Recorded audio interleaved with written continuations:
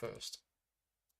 Okay, the audio is on, and I've pressed that button, and hopefully that is it, and people can hear us and see us. Let us know if you can. Welcome to the top 10 games of 2024 with me, Colin, and Derek's joined us as well. Hello, Derek. Hello. Hopefully you can all hear me, Colin, and Derek. So, Derek, introduce yourself. Well, Colin's the more important. Colin is the most important one. Yeah, Colin runs the channel. Hi, all. My name is Derek. Derek, as you can see, I'm super nervous. I run the channel Kanji Studios, where I live play board games live on stream. And I'm very happy to be here. So thank you so much for inviting me, Paul and Colin. I'm excited. I'm very happy to be here. Yeah. Now we first got to know. Well, I got to know you, and I think I've told you this story, but if I haven't, it's quite a funny story. Yeah. I got a message from one of my supporters that said some guy is doing a live stream of Frostpunk and he's got the rules wrong. Yeah, that's about right. And that's what it was. So I was like, who's this guy that's playing Frostpunk and getting the rules wrong? And that was when I found you. Right. So yeah, it was when you were live streaming Frostpunk, and you were one of the people, and it wasn't just you. You were one of the people that was solo playing Frostpunk. And what was the thing that people were confused? Oh yeah, the difference between a turn and a round. Oh, something like that. And there was something that you were only able to do once per turn, and people were interpreting that as once per round. Once per round, because in the solo game, it wasn't 100% clear that actually you're taking a turn, then you take another turn, then you take another turn, and they were all individual turns. Right. But yeah, that was it. Since then, I've watched a load of your videos. Derek is one of the people who I watch when I'm down the gym playing all sorts of games, and with some exceptions, we have similar taste in games. Yeah, pretty much. A lot of games that you play, I watch. I mean, like I think we were talking earlier off stream, and I was like, one of the games that you played, Paul made me back it. So. Yeah. Yes. So and you are reteaching me Aeon's Trespass Odyssey. I am. Now. Yes. That's what we're going to do tonight. This is going to be a 2.5-hour live stream where I teach Derek how to play Aeon Trespass Odyssey by putting my videos on in the background and going for a lie down. So what are we doing tonight? We are talking about the top 10 best board games of 2024, but it's not my top 10 and it's not Derek's top 10. It's actually my Patreon supporters' top 10. I do this every year. Don't worry, I will have my own top 10 at some point. And Derek, have you done one, or are you doing one? I did one previous Saturday with Colin, Barrett, and Steve on their channel, where we did our top. Yeah, I think it was just top games, so we didn't do a countdown. It was just more of a favorite games. They had categories, and we filled out what was in the categories. But we did that last Saturday. Okay, so if any of you have seen that, it's not going to help you, because, as I say, these are not our choices. What happens each year is I give my Patreon supporters the opportunity for them to have their voice and them give me their favourite games of the year. We had 160 people enter this year. Martin, one of my supporters, has spent a number of hours with the spreadsheet, has filtered it all down, and has given us the results. And we're going to go through the top 10, actually 11 games on that list. Now, what's interesting, and I'll tell you this in advance before the complaints come in, there may be one or two games mentioned in this top 10 list which I don't know anything about, and I haven't yet checked if Derek knows anything about them. So just a word of warning, we might get to a game and not be able to say anything about it. But we'll see. We will see. So there's actually 11 games because there was a tie. There was a tie for 10th place. So we're actually now going to cover number 11, but it's joint place with number 10. And the way I'm going to do this is by turning on the Board Game Geek, if I can find it. There it is. It's not Civolution. Civolution is not the number 11 game. The number 11 game is... Let's just get the list. Where is it? It's here. Right. It's Endeavour Deep Sea, which you have played. Once. Yay! I played it once. I was visiting Colin, not your Colin, the Not this Colin Colin. from Meet Me in the Table. Yeah. I was visiting him and he had that, and we gave it a try. Hmm. So fun game, underwater ocean exploration, very nice themes, wooden tokens, chips, and little discs that you move around as you discover and try to save the environment. So um positive game, nice to play. It's a sort of ish worker placement, where you just kind of those little things represent discoveries, and as you're moving through, just exploring this underwater aquatic world. So a nice play though. Okay. So you enjoyed your one play of it. I enjoyed my one play of it. I was interested to try it again. Okay. Now, I have not played this one, but I have played the original Endeavour. So Endeavour Deep Sea is I don't know, and maybe you might know, or maybe the chat might be able to help us. Is it a thematic re-implementation of Endeavour, or is it actually a completely new game? That's Oh yeah, if it's a yeah. completely new game, why is it called Endeavour Deep Sea? Is my question on it. So let's just look up the original Endeavour, which is 2009. So I own Ooh. this. I own the original Endeavour, published by Z-Man Games, I think it is. Yeah, Z-Man Games. It has the same designers as the new Endeavour. So Carl DeVisser and Jarrett Gray. And Endeavour, the original version, was one of my favourite games of 2009. I think it was a fantastic game. Really, really solid mechanisms. It didn't scale well, and I think that was the only issue that I had with the original game, because you had these different areas that you could explore, and it was always all of the areas, no matter how many players you had in the game, and an area only got explored once you had reached it, once you'd placed enough markers on the track in order to get there. And the Yep. problem is, with 3 players, if you've got all 8 areas open, some of them just aren't going to get reached. And the problem was, if you didn't reach them, there was very little point in even getting there. Is any of this Get sounding going there. familiar to the new version? When we played it, it was very brief, but there was a lot, like you had to place the cubes to fully explore them. Right.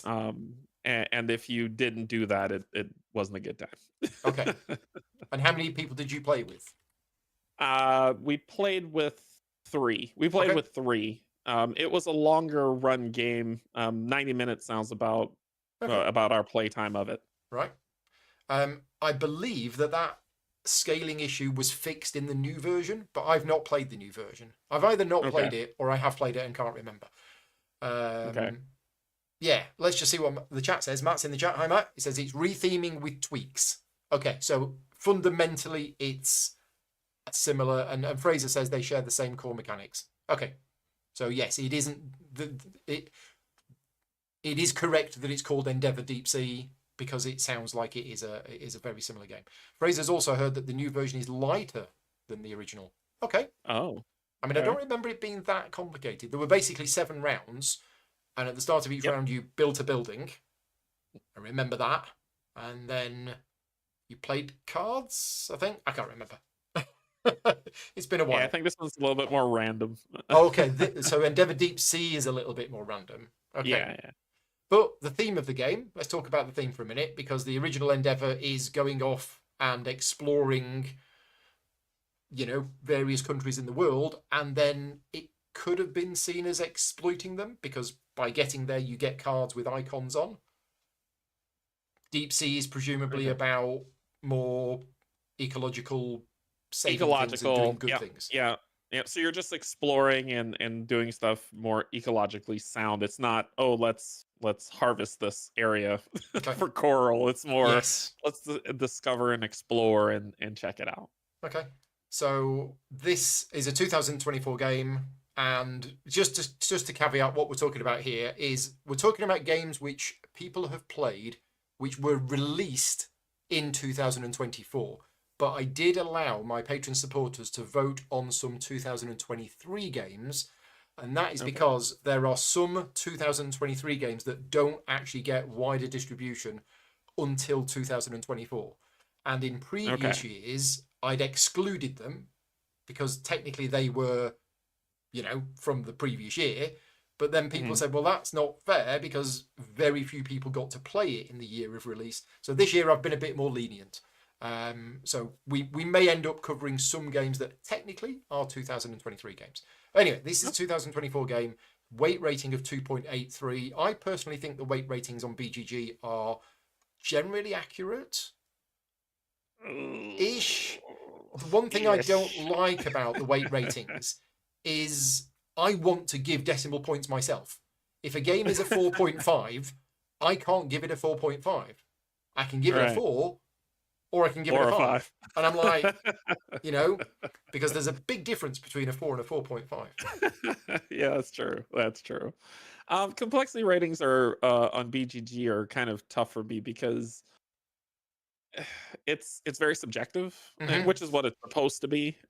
But it's more when it gets into that thing of subjectivity, someone's 4 could be someone else's 2. Yes. And so I don't know where I fall in all of that. I know I'm not a high complexity game player, but I fall between, I could play a 4. So someone would say Frostpunk is a complex game. For me, when I get the rules right, it's not. But I think, but someone else can say, nope, that's a 5 for me. That's way too complicated. So I struggle with the complexity rulings because it's subjective. Yeah. And it's 622 ranked overall. Now that's high. That's pretty good. That is very high for a game that's just come out. But anyway, Endeavor Deep Sea. So this is actually on my list. I don't get to play all of the games that I'd like to play. This one is on my. I would give this a try if I got the opportunity to play it. And I think I would like it because I do like the original Endeavor. I've not got a relationship with the publisher of this, which is Burnt Island Games, Grand Gamers Guild, and 5 more. I'm not sure who the actual is. Burnt Island Games. I think they're the ones that ran the Kickstarter, didn't they?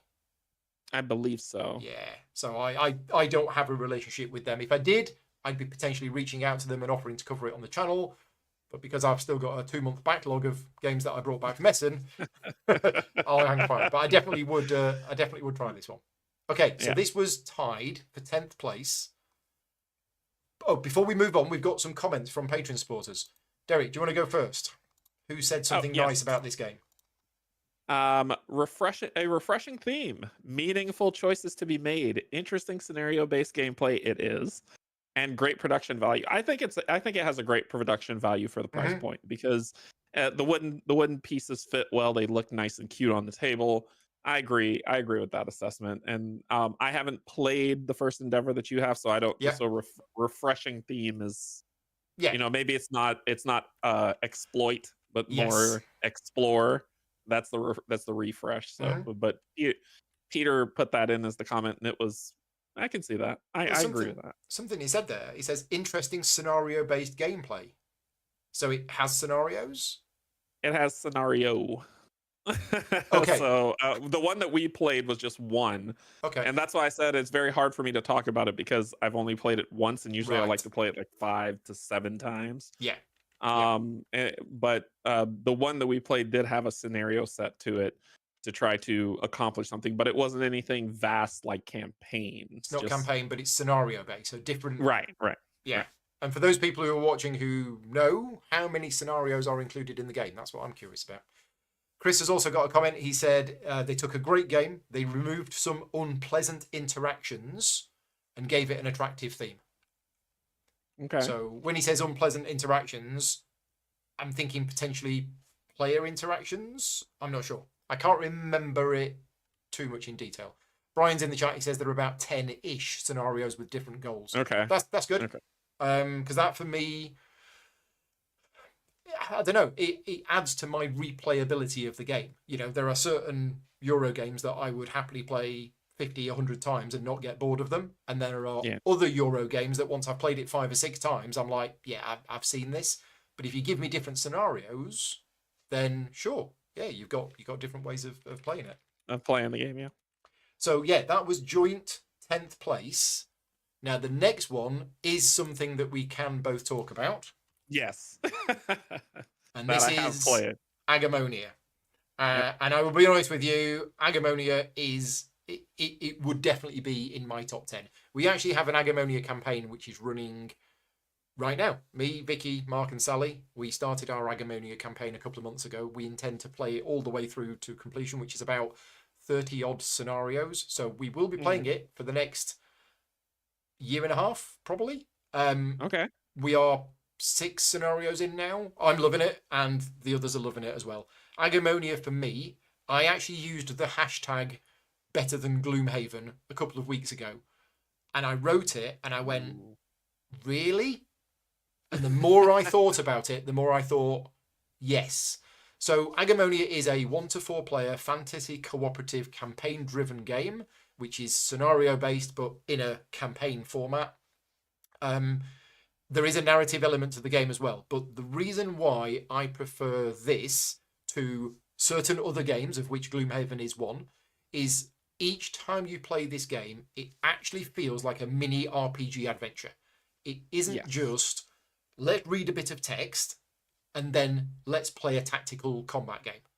And sure, you might Yeah. open a door and read a bit more text, but I don't feel that I'm taking part in an adventure. Whereas Agamonia, yes, there is combat. You are fighting monsters, but that often isn't the goal of the scenario. And in fact, the map and the artwork is beautiful in the game. You explore this map, and as you explore the map, you will find things, things will happen. You are actually taking part in a little mini adventure. So, one of the scenarios that we played a few weeks ago, we went into this cave, and our Yep. objective was we needed to get out of this cave within as many of these pick as many of these special mushrooms as possible. Yep. But Yep. while we were in there, the longer we stayed in there, it was affecting our minds and things like that. And yes, I there were remember that one. monsters in there, but we ran away from those monsters because that wasn't the aim of the scenario.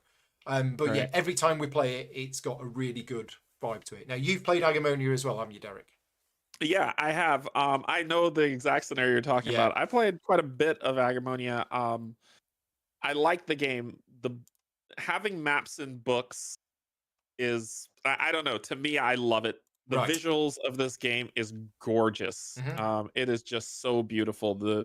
The character, the story is very rich Yeah, on what's going on. Each individual character even has their story that they're doing while you're doing the main story yeah, to try to do it to try to accomplish things. So I love that. I love there's just a lot of things I love about this yeah, game. I think this is a great value add for people who definitely have the time to invest in it. I do love when you move in range of this card or onto this yeah. card, you flip it over, and that's when the game reveals kind of your objective and things that you need to do.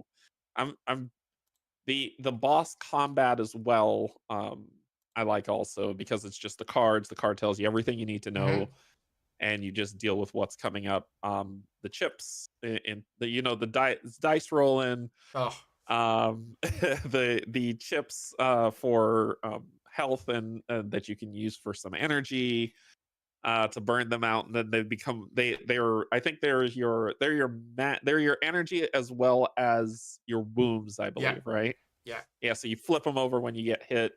It's a fun game. I can see why people draw some parallels between this and Gloomhaven, and a lot of things get compared Yeah. to Gloomhaven since that was number one for so long. But just this stands out more to me because for me, and I'll just speak from my experience, Gloomhaven to me was a game of side quests. Okay. That's all it was. Right. It's like everything there was no main story. It was just a game of side quests. Okay. Whereas this one has a main story. It has those unlocks as you're trying to figure things out. So you have a goal of what you're working towards, which could draw a lot more people in who maybe um, the the the story, quote unquote, of Gloomhaven wasn't there for them. And then it's not as vast like Gloomhaven's 99 scenarios, not Yeah. 100 scenarios actually, if you know how to unlock the last one. This one is more just kind of condensed into the story itself, which is Mm-hmm. nice. So Yeah. yeah, I mean, speaking of the dice, this game has dice for combat. It doesn't it have does. roll for movement, but it does have dice for combat. But it's one of the best systems that I have ever played for Dice for Combat. So much Yeah. so that there are a couple of other games that I've played over the last 10 years that I felt were a bit too random and a bit too swingy with Dice for Combat. That I have Mm. been in the back of my mind, as in something this is never going to do, but I'd love to, is actually redesign those games to use this system. So as Derek says, you have these chips, and these chips are your wounds, but they're also your stamina. And whenever you attack, you roll a certain number of these red dice. In fact, whenever you do any kind of active check in the game, whether it be attacking somebody, trying to climb a rope, or whatever it is that you're trying to do, you roll these red dice. And the absolute genius design decision is that there are no blanks on these dice. Right. Yep. No fail. No fail whatsoever. One of the die results, I think, or two of the sides is a 1, two of the sides is a 2, and the other two sides allow you to spend stamina to get successes. So if you make a dice roll and you have no stamina left, sure, those symbols are effectively blanks, but you don't do that. You always try to have some stamina spare. And what's great about this game is when you're playing it, although it's Dice for Combat and other stuff, it feels like a Euro resource management game. Because you're like, right, I've rolled these dice, I've hit the monster. So I've hit it, I've rolled 2 successes, I'm using my great axe, so that's +1, so that's 3. And now I have the opportunity to spend 2 stamina to increase it by another 2. Or do I want to spend the stamina? Or maybe not. Yep. And then if you're 1 short, you have these achievement tokens. So over the course of the campaign, as you play more scenarios, you generate these achievement tokens. And every time you do something, you can spend an achievement token to get that extra 1. That is a house rule that I have used years ago in a previous game where I was fed up with, all right, you need 7 successes to do this amazing thing. Oh, I've rolled 6.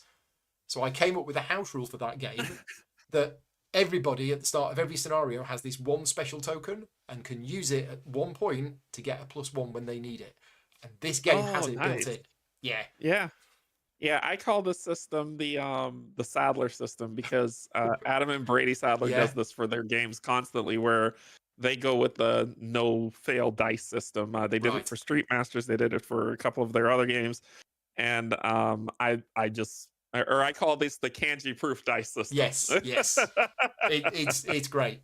And the other thing as well with Agamonia is it is a fail forward system. So when you play a scenario, you've played that scenario. Whether you succeed or fail, you get a different result. The campaign continues. Yes. Again, comparing it to Gloomhaven and other games, I do not like. You've played the scenario, you failed the scenario, you now need to replay the scenario. It's like 2 reasons I don't like that. First of all, my time on this planet is limited. And the second is, well, that's unrealistic.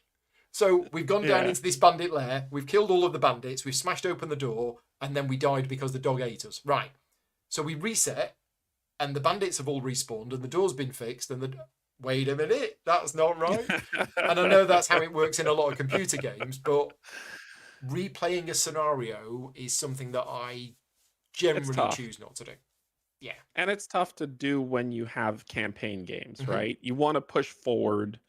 Saying, oh, I failed this scenario, so therefore I have to start over from here could be deflating or annoying at times, especially as you said. What if your group doesn't meet often enough, right? Yeah.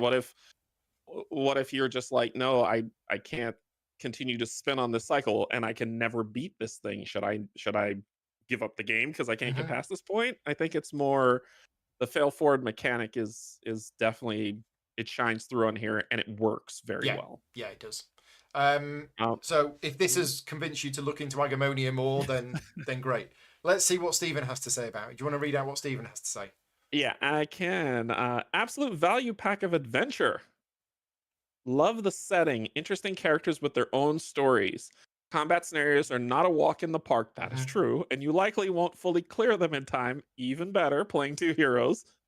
Once I'm done, I will be trying an evil run. Okay. I do wish the app audio was a bit cleaner in places, though. Yeah. Okay. Yeah. If you choose to, there is an app supplement. It's not required for you to play this game. It's just a supplement that helps you kind of maintain things, and it has the audio narration. So no, you do not need it if you want to play the game. But if you are going to use it, I know that the designers were still working on the game, well, working on the app, sorry, when I played, so they might have done all the improvements that were kind of a little bit of off-putting, You were but having a couple just of issues, weren't you? yeah, yeah, I was having a couple of issues with the app. It was just odd at Yeah. places. You click on when you're in the city, you click on a place, and then there's this sub menu that you can barely. I'm old. My eyes are horrible. I wear glasses, so trying to figure out what those things are, and then finding out that if you click on any one, it doesn't matter because it takes you into another menu was a little Right. bit daunting. Okay. So I'd say if the app is improved, that's great. The audio is decent. It's decent. But you don't need it. No. So Steven's got a good point there. Yeah. Yeah. And the world building is What have great. you It got? says interesting characters with their own stories. There's no humans or elves or dwarves in this world. It's all Ignisaurs, Patangans. Yeah. There's all sorts of weird and wonderful races in this world. The designer has this was I believe it was a world that he created to run his own role playing group over the last sort of 15 years. So you can tell that there's Oh. so much richness in the Mm. setting and the theme that he hasn't just come up with this for the board game. Yeah, and it's a good game. I Yeah, think it is. if people who are fans of this style of game, don't let this one pass you by Mm. before taking a glance at it at least. Yeah, we've had a comment as well from Tom Heath from Slicker Drips. Thank you, Tom, for joining in the poll. This was one of Tom's favourite games of the year, and he said fresh characters and story, great dice system, big box of wonder. Yeah, there's loads of content in that box. Yeah, Once you sort it yeah. all out, it is very good. Right, so that is the two 10th place ones. We're now going to move on to the game, which is in number 9, which is a Yep. game which I have played and I have done a video for. I've done a video for Agamonia as well. Yep. This is Ezra and Nehemiah. Yep. However you pronounce it. Nehemiah. Yeah, so this is from Sam McDonald, Shem Phillips, one of their games that they've designed together, but it's not one of the games in the West Kingdom, North Kingdom, South Kingdom trilogy. It's a separate standalone game. And it is a Euro game. It is very much a Euro game. And we were talking earlier on about either we were talking earlier on or I had a 3-hour Patreon meetup earlier this afternoon. So everything's a blur. We were talking about learning knowledge about the world from board games. And I Yeah. learned quite a bit from this one. I went away when I was working on the how to play video and I went, right, this is about two people, obviously important, some important thing in history. Let's read about them and let's find out what happened. And I learned loads and loads about about the history and interestingly what history has been generally regarded as this is probably true, this probably happened, and this probably didn't happen, but it's a good story anyway, so we'll say it. Oh. And then all about this the rebuilding of another temple which they still haven't finished apparently, and they keep saying we're going to build a new temple or something like that. It's very much a Yeah. Euro game, and what I will say is if you are going to design a Euro game about a specific time in history or about a specific thing in history, you've got to make it thematically fit. Otherwise, what's the point? Otherwise, you end Yeah. up with a Euro game with a pasted on theme. Yeah. And having played this game, it is a Euro game, don't get me wrong. There are some mechanisms in there, like the playing of cards, which are abstract. But there are a few mechanisms in here which I really liked. And one of them is one of the actions you can do in the game is you can put fuel on the altar to burn the altar. And you can put wood on the altar, or you can put charcoal on the altar. And if you put charcoal on the altar, then you get a certain amount of flames out of it. But you can't put gold on the altar. And I'm like, well, that fits. Whereas when you're building the temple, you can build the You temple could with use wood, gold. or you can Yeah. use stone, or if you really want to, you can build the temple with gold, but you can't build the temple with cinders, the charcoal. And I'm like, yeah. And a lot of people might just ignore that and not think that that's thematic. But little things like that, and one reason why I like theme in games is it allows you to teach the game easier and remember the game easier. Because you think, why can't I use this black cube for building the temple? Oh, because this black cube is actually cinders, it's burnt wood. Of course I can't use that for you know. And what's that? That's the altar. Why can't I use this bright yellow cube on the altar? Oh, because it's gold. It doesn't burn. And it's little things like that that I liked about it. So, have you Okay. played this one? I have not played Ezra and Nehemiah. I do want to play it. Like I said, this was I watched your playthrough of it Mm-hmm. and I was like, yeah, I'm getting this. And I Right. went ahead and backed it immediately. I know this is a different theme and a different designer. But I think one of the things that was like I need to take a look at it is that it came from the publishers who made Hadrian's Wall. Right. And so I'm a huge fan of that game. And so as I saw this, I saw the art, and then I was like, okay, well, let's see about gameplay. Mm-hmm. So when I watched your gameplay, I was like, yeah, this is the Euro that I'm talking about. This is what I like. Yeah. So I'm very excited to play this. I did a 2-player game with Tom Heath from Slicker Drips, didn't I? Yes. Yes. Yeah, that Yeah. was it. And then I did the how to play video for it.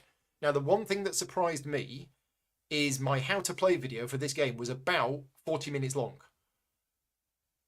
This game was more Yeah. complex than I thought it was going to be based on. I mean, I've not played all of Garfield Games' games, but the ones that I had played, when I sat down to write the script for this and learn it, I was like, oh my God, this is going to be quite a long video.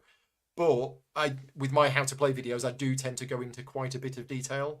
It isn't as complicated as a Lacerda game, for example, but there is still quite a lot of things going on. But yeah, it's nice, really nice production value, and it captures the essence of the history of the rebuilding of the walls and everything else, just at a slightly different time period. Because when I was doing my research for the history of this game, there's a number of things going on, and in real life, those things were separated by about 200 years. But what they've done for the purposes of the game, they've kind of just had them all happening at the same time. But Yeah. that's good. Yeah, this question, because once again the art always shifts because you start to see some similarities going across. Did this publisher also do Legacy of You? Yes. Ah, okay. And I like that game too. So Okay, well there you go. I think this is a slam dunk for me, honestly. Right. I'm looking forward to it. But you said to me earlier on, so you've not got this game yet.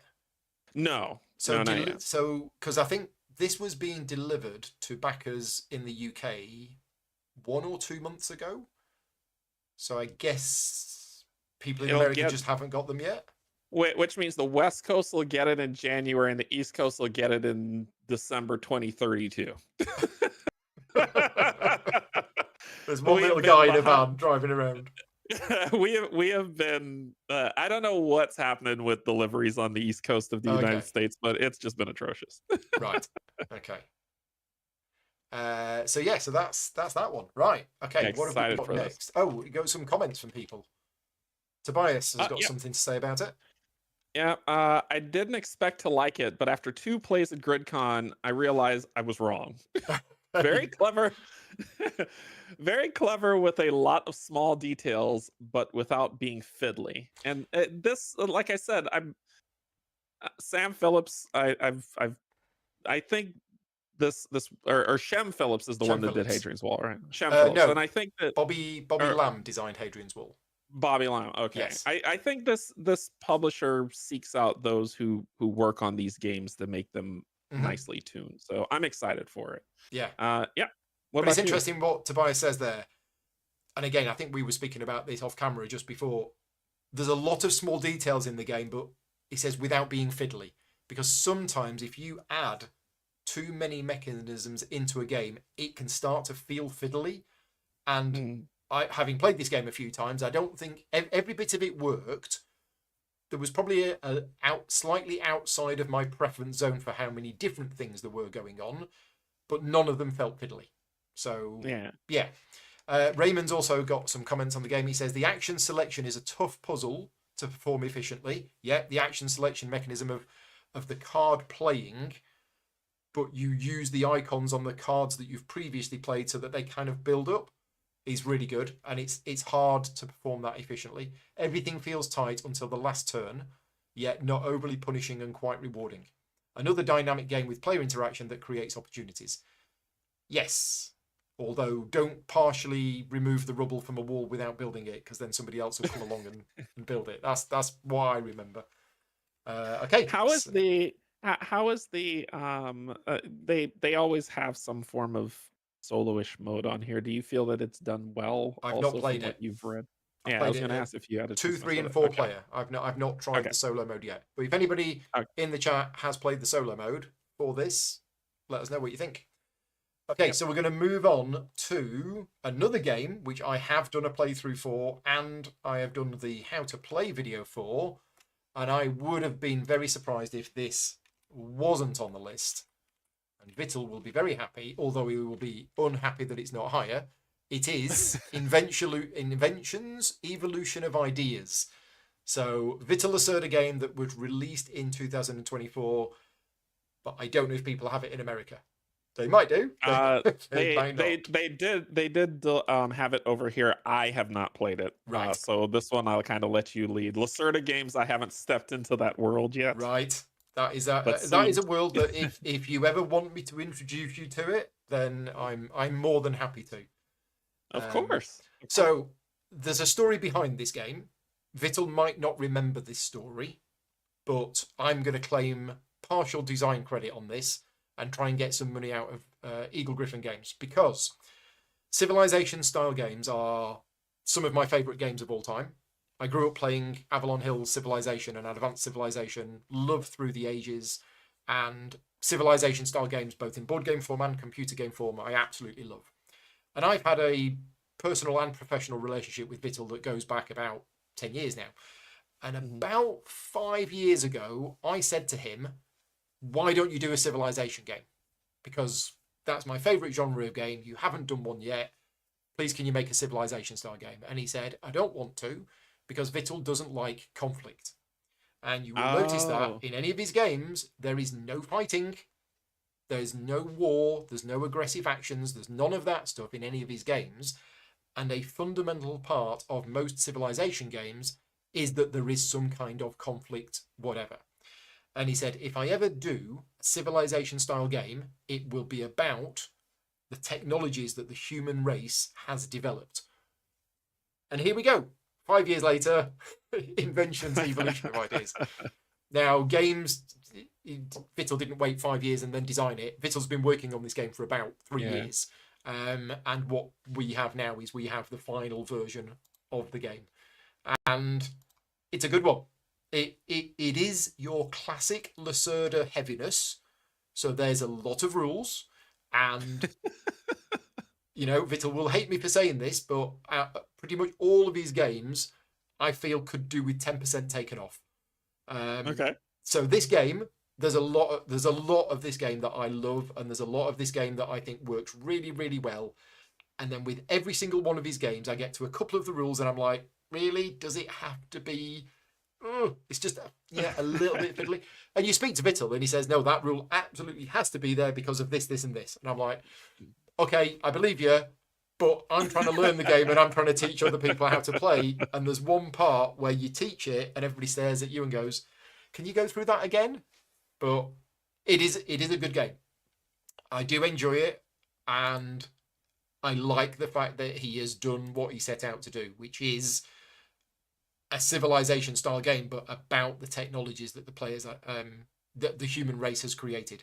And the player interaction, he does player interaction really well. Oh, there he is, teaching the game. The way that the player interaction works in this game is extremely clever, because what happens is somebody will have an idea. Somebody will present an idea to the world. Well, I've had an idea. Let's do this. And then somebody could invent that idea, and then a different player, it has to specifically be a different player, they will innovate on that idea and improve that idea and make it better. So you get these technologies that enter the game, but different people will work on them. That's cool. And this actually leads to some interesting discussions during the game, because I invented the wheel in one game, and then another player came along and innovated it. And I'm like, what are you going to do? How can you make it better? And he said, well, you made it square. I've made it round. I'm like, So we don't have much banter or table talk in Euro games, but it was nice that we had some in this one. Yeah, The it concept is very nice. I like yes, the concept of like you're innovating on an invention. hmm I really like that concept. yeah, and you can't innovate your own invention, which is nice. Um, I mean, ultimately, again, we'll strip it back to the Euro game side of it. When you do that invention and when you do that innovating, you're kind of just getting icons that do various things in the game. But the Mhm. concept of the game and the theme, Yeah, yeah. it does come through, even if the end result of that is you get an icon and does that. Now, one thing that this game has, which I didn't think I was going to like in games, in this game, is chaining of actions. So we spoke about this off camera. I like games where you take a micro turn. I'm going to do this, that thing does this, and I'm done. It's your go. That's what I like in games these days. I generally don't like, oh, I'm going to do that, and now that I've done that, that allows me to move up this track, and I've landed on this icon, and that icon allows me to do a whole new other action. Mhm. So you're going to have to sit there and wait because I've already had one action, but I'm now going to have another one. And that action allows me to do this, this, this, and that triggers this, and I'm now going to get to do this action. This game has that. Yeah. And Okay, I didn't think I was going to like it because I don't but you like like it. games. Yeah, because it's actually done. It's done quite cleverly. And at the start of the game, you can't do any chain actions. You have to build up your influence level, and your influence level determines how many chain actions you can do on your turn, and it goes up to a Gotcha. maximum of 3. And I've only ever seen that really done once. But the reason why it works and the reason why it is clever is because of the action selection mechanism. And let's see if I can find an image of the action selection mechanism. I probably can't, but there's I basically mean, 10. Go on. you're talking me into being interested. Well, we Um, we can try it. yeah, you're talking me into. I mean, I like the concept, and I like chaining actions as long as it doesn't slow down a turn. It's probably Yeah. another reason why, and I'll speak about Hadrian's Wall again, but that's the closest thing that I could think of that works for me is that it's a competitive, but it's a soloish game. hmm So if I'm triggering things, people aren't dead turning. They're triggering things, and so Yeah. I like the idea of the engine working, and seeing it come to fruition and watching all these things kick off. As long as it's not making other people bored and waiting, I think I enjoy. Yeah. So you've got these 10 actions in the game, which are Mhm. divided into 5 forums. And what you've got is you've got these action selection markers, and your first one can go anywhere. But once your first one's in there, you then can't do the action which is in the same forum as your other one. So the placement of one of your Okay. action markers will restrict placement of your future ones. And then at the end of an era, 2 of them get removed, and I think one of them stays. So your next action is again limited. Now, the reason why the chain actions are important is, let's say there's an action that you really want to do, but you can't do it because your action marker is on the other one. So what you need to Okay. do is you need to say, right, I need to find a way of being able to do that action. I can't do it as my primary action because I can't go there. So what you do is you look around, and what Ian's done with the graphic design is he has clearly labeled the chain actions in like a purple color or something, so you can clearly see them. And what you need to do is you need Okay. to look around the board and look around your own area and go, there it is. The action that I want to do is on this card as a chain action. So let's work backwards. I now need to do that action, and that action is to use this card. And now that I've used this card, I can now do the chain action to do the action that I actually wanted to do in the first place. It's a Vittle Oh, game. you're talking me into wanting to play this. You're gonna have to teach me this one. This We can do sounds that. fun. This Yeah, sounds like a lot of fun. it is. With any Lacerda game, you do have a rules overhead. There is a lot going on, but I think, and I'll be honest with you here, not every Vittle game has hit the mark for me. Some of Okay. them I've not enjoyed. This is in my probably top 3 of all of the Vittles games that I've tried. So yeah, Are I enjoy it. are you agreeing with that weight? 4.67. Yeah, that's big. I mean, That's a grind. again, what we discussed earlier on, that's just because more people have said this is a 5 than a 4. Yeah. But 4.67, I think is I think that's a bit higher than I Okay. think it would be. Okay. So, but anyway, that's inventions. Let's see what the community has said about inventions. Alex has got some comments. He said, high up on the complexity scale, even Mhm. for a Lacerda game. Uh, just the right of brain burn trying to work out the best way to chain into the action you want to perform, which is what you were just That's talking what I about. said. So satisfying when you manage a 5+ action turn. Yeah, so technically it's only 4 because you've only got 3 chain action markers, but there are chain actions that are not chain actions. Yeah, you can do more. Okay. Um, Okay. Tim's got a comment. Tim says it's one of his favourite Lacerdas. He loves how you can use chaining to do everything you want to do, even if you've blocked yourself out of the action, which is what I was saying. Yeah. The interaction between the players and how you develop inventions and share them with the world makes for interesting interactions between the players. That's what I said. Yep. You said exactly I that. said So it that. sounds And I didn't read these comments beforehand, but it's nice to know that I'm on the same wavelength. Yeah, this is one that we'll have to find some time so you could teach me. Yeah, I love the concept of it. yeah, As an engineer, I love the concept of it. more So than happy to do that one. Right, so that was number 9, wasn't it? I think that was number 9. was it not 8, Let's 9, just have a look. 10, 1, 2, 10? 3, 4, 5, 6, Yeah, it 7. was 10, No, 9, that was 8. 8, 8. That was Yeah. 8. And I've just The numbers realised are backwards.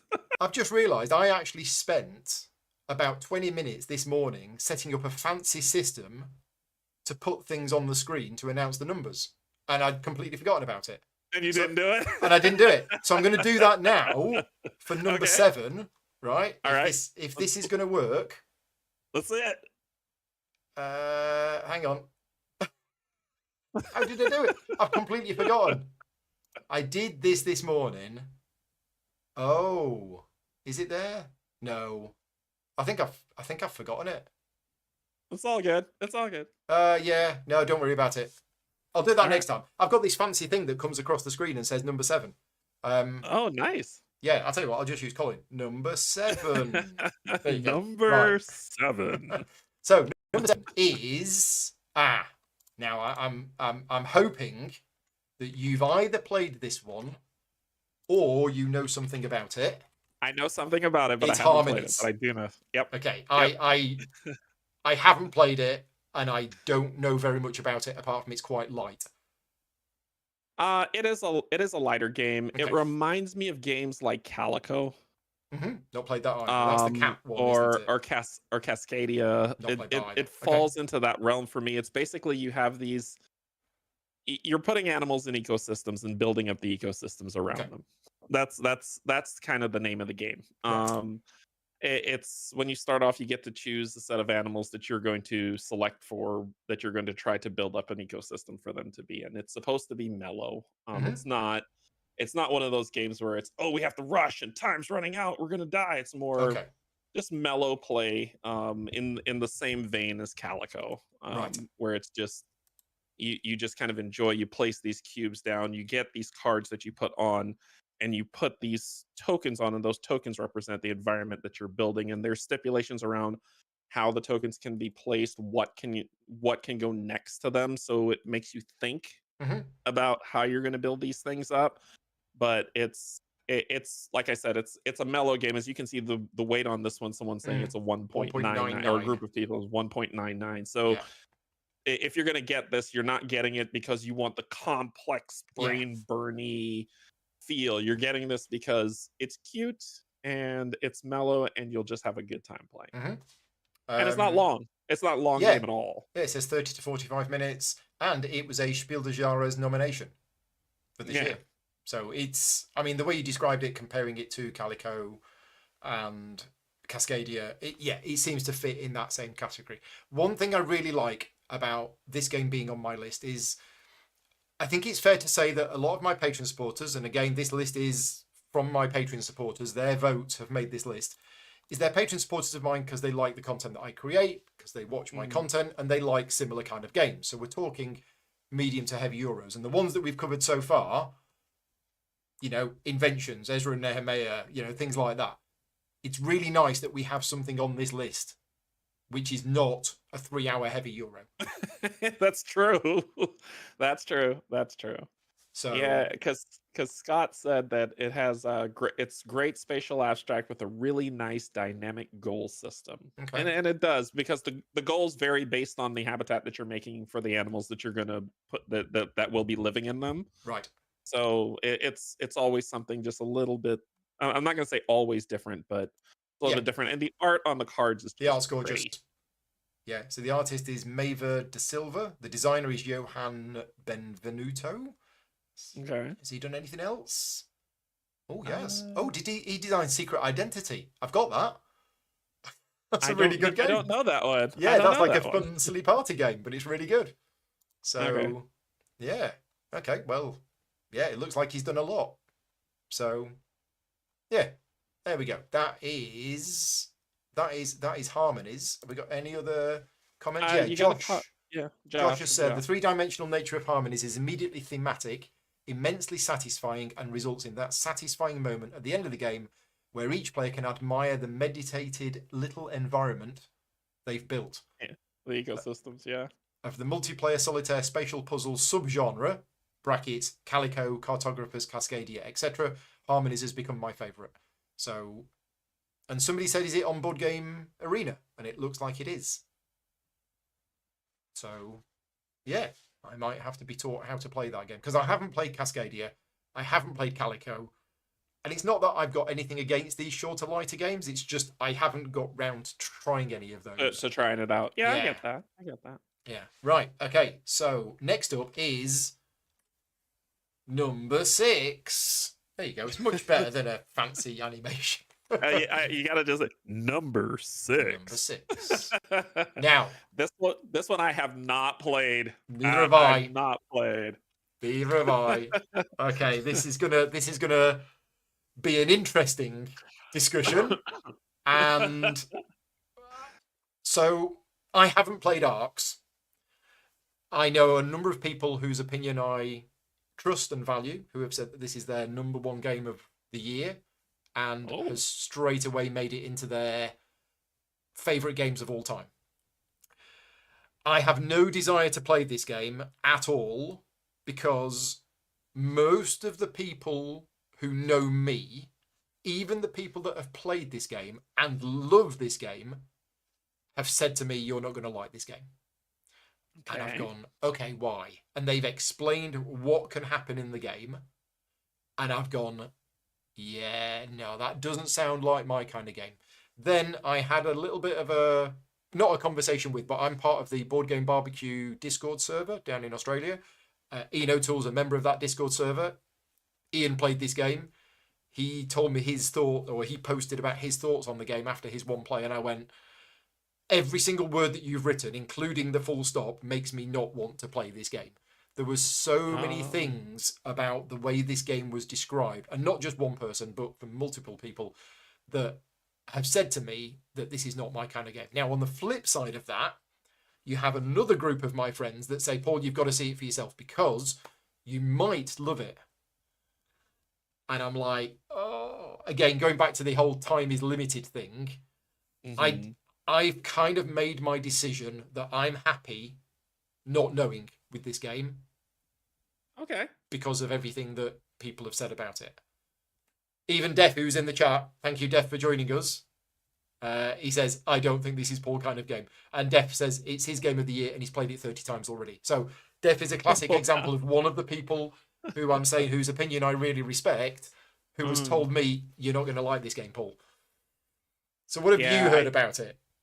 I've heard the same thing where it's hit or miss. There's no gray area. It's either you're gonna love it or you're not gonna love it. Yeah. For me, what signed it off, it's that there's no solo mode. So I immediately wrote it off because I don't have a gaming group. So whenever I just play solo, and when I saw, there is no solo mode for this, which makes sense. Now that I understand more about the game, that there isn't, it makes perfect sense. But it just made it so. All right, well, this is something I'm just gonna not play and pass on. Yeah, it's weird because that phrase, "Oh, you're gonna love it or you hate it," it actually really bothers me when people use that phrase in life because I think it's overused, right? Okay. Well, say more Except about that. except with this game, Okay. because I think that phrase absolutely suits this game to a T. I think it's overused for other things in life, like this remote control here. You either love it or you hate it. No, that's nonsense. But with this game, I think that phrase absolutely sums up everything that I've heard about it. There are some people who are playing this game and just absolutely loving it, like really loving it, like best game of the year and top 5 game of all time. And then there are some other people that are like, this is the most painful experience I've ever had.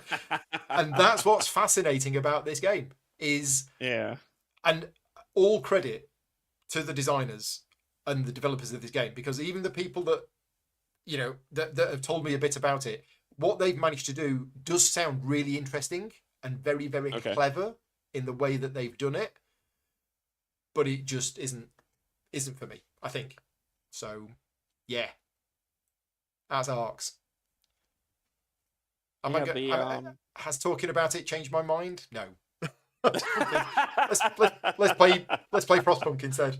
There you go. Yeah. So Matt from there said Cole Wearley has again created a great game that stands out.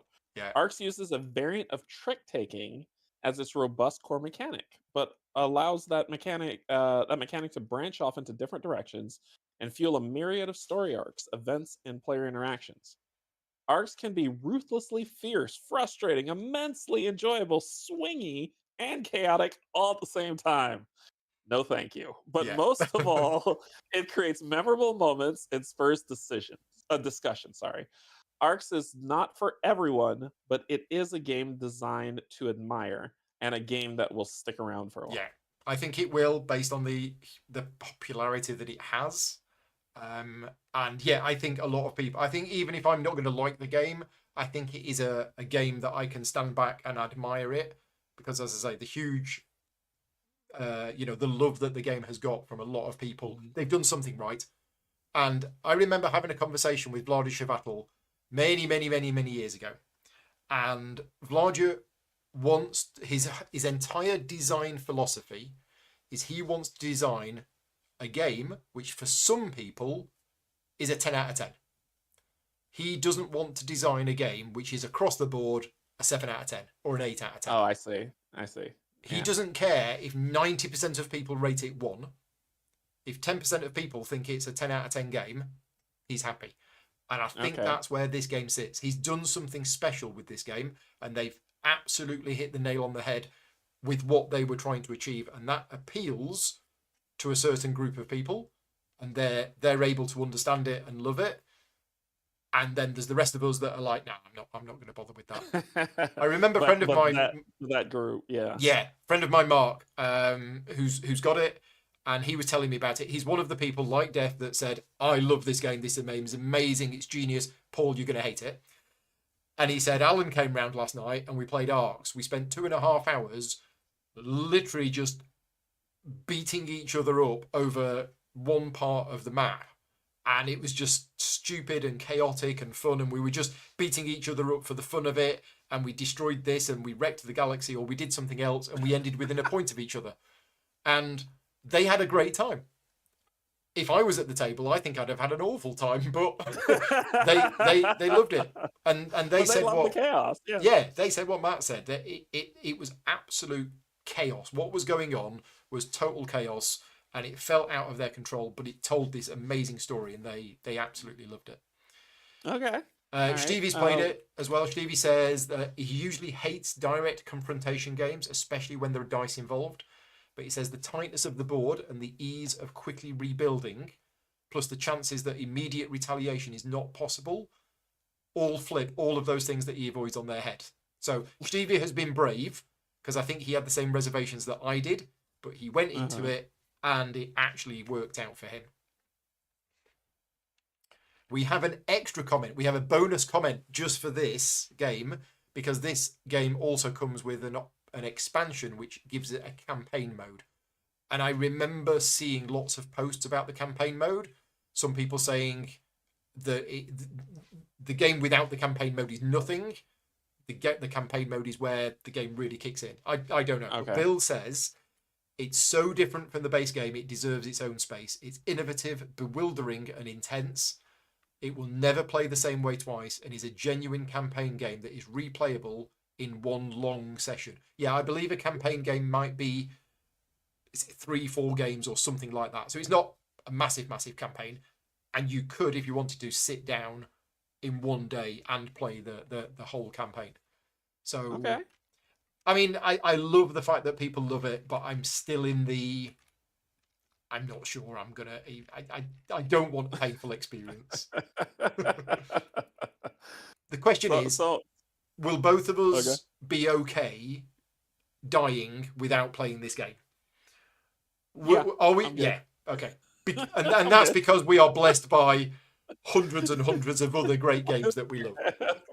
I'm already inundated with others. Exactly. Right. That's Arcs. So we're on to number five. Five. Number 5. Number 5. Now, have you played this one?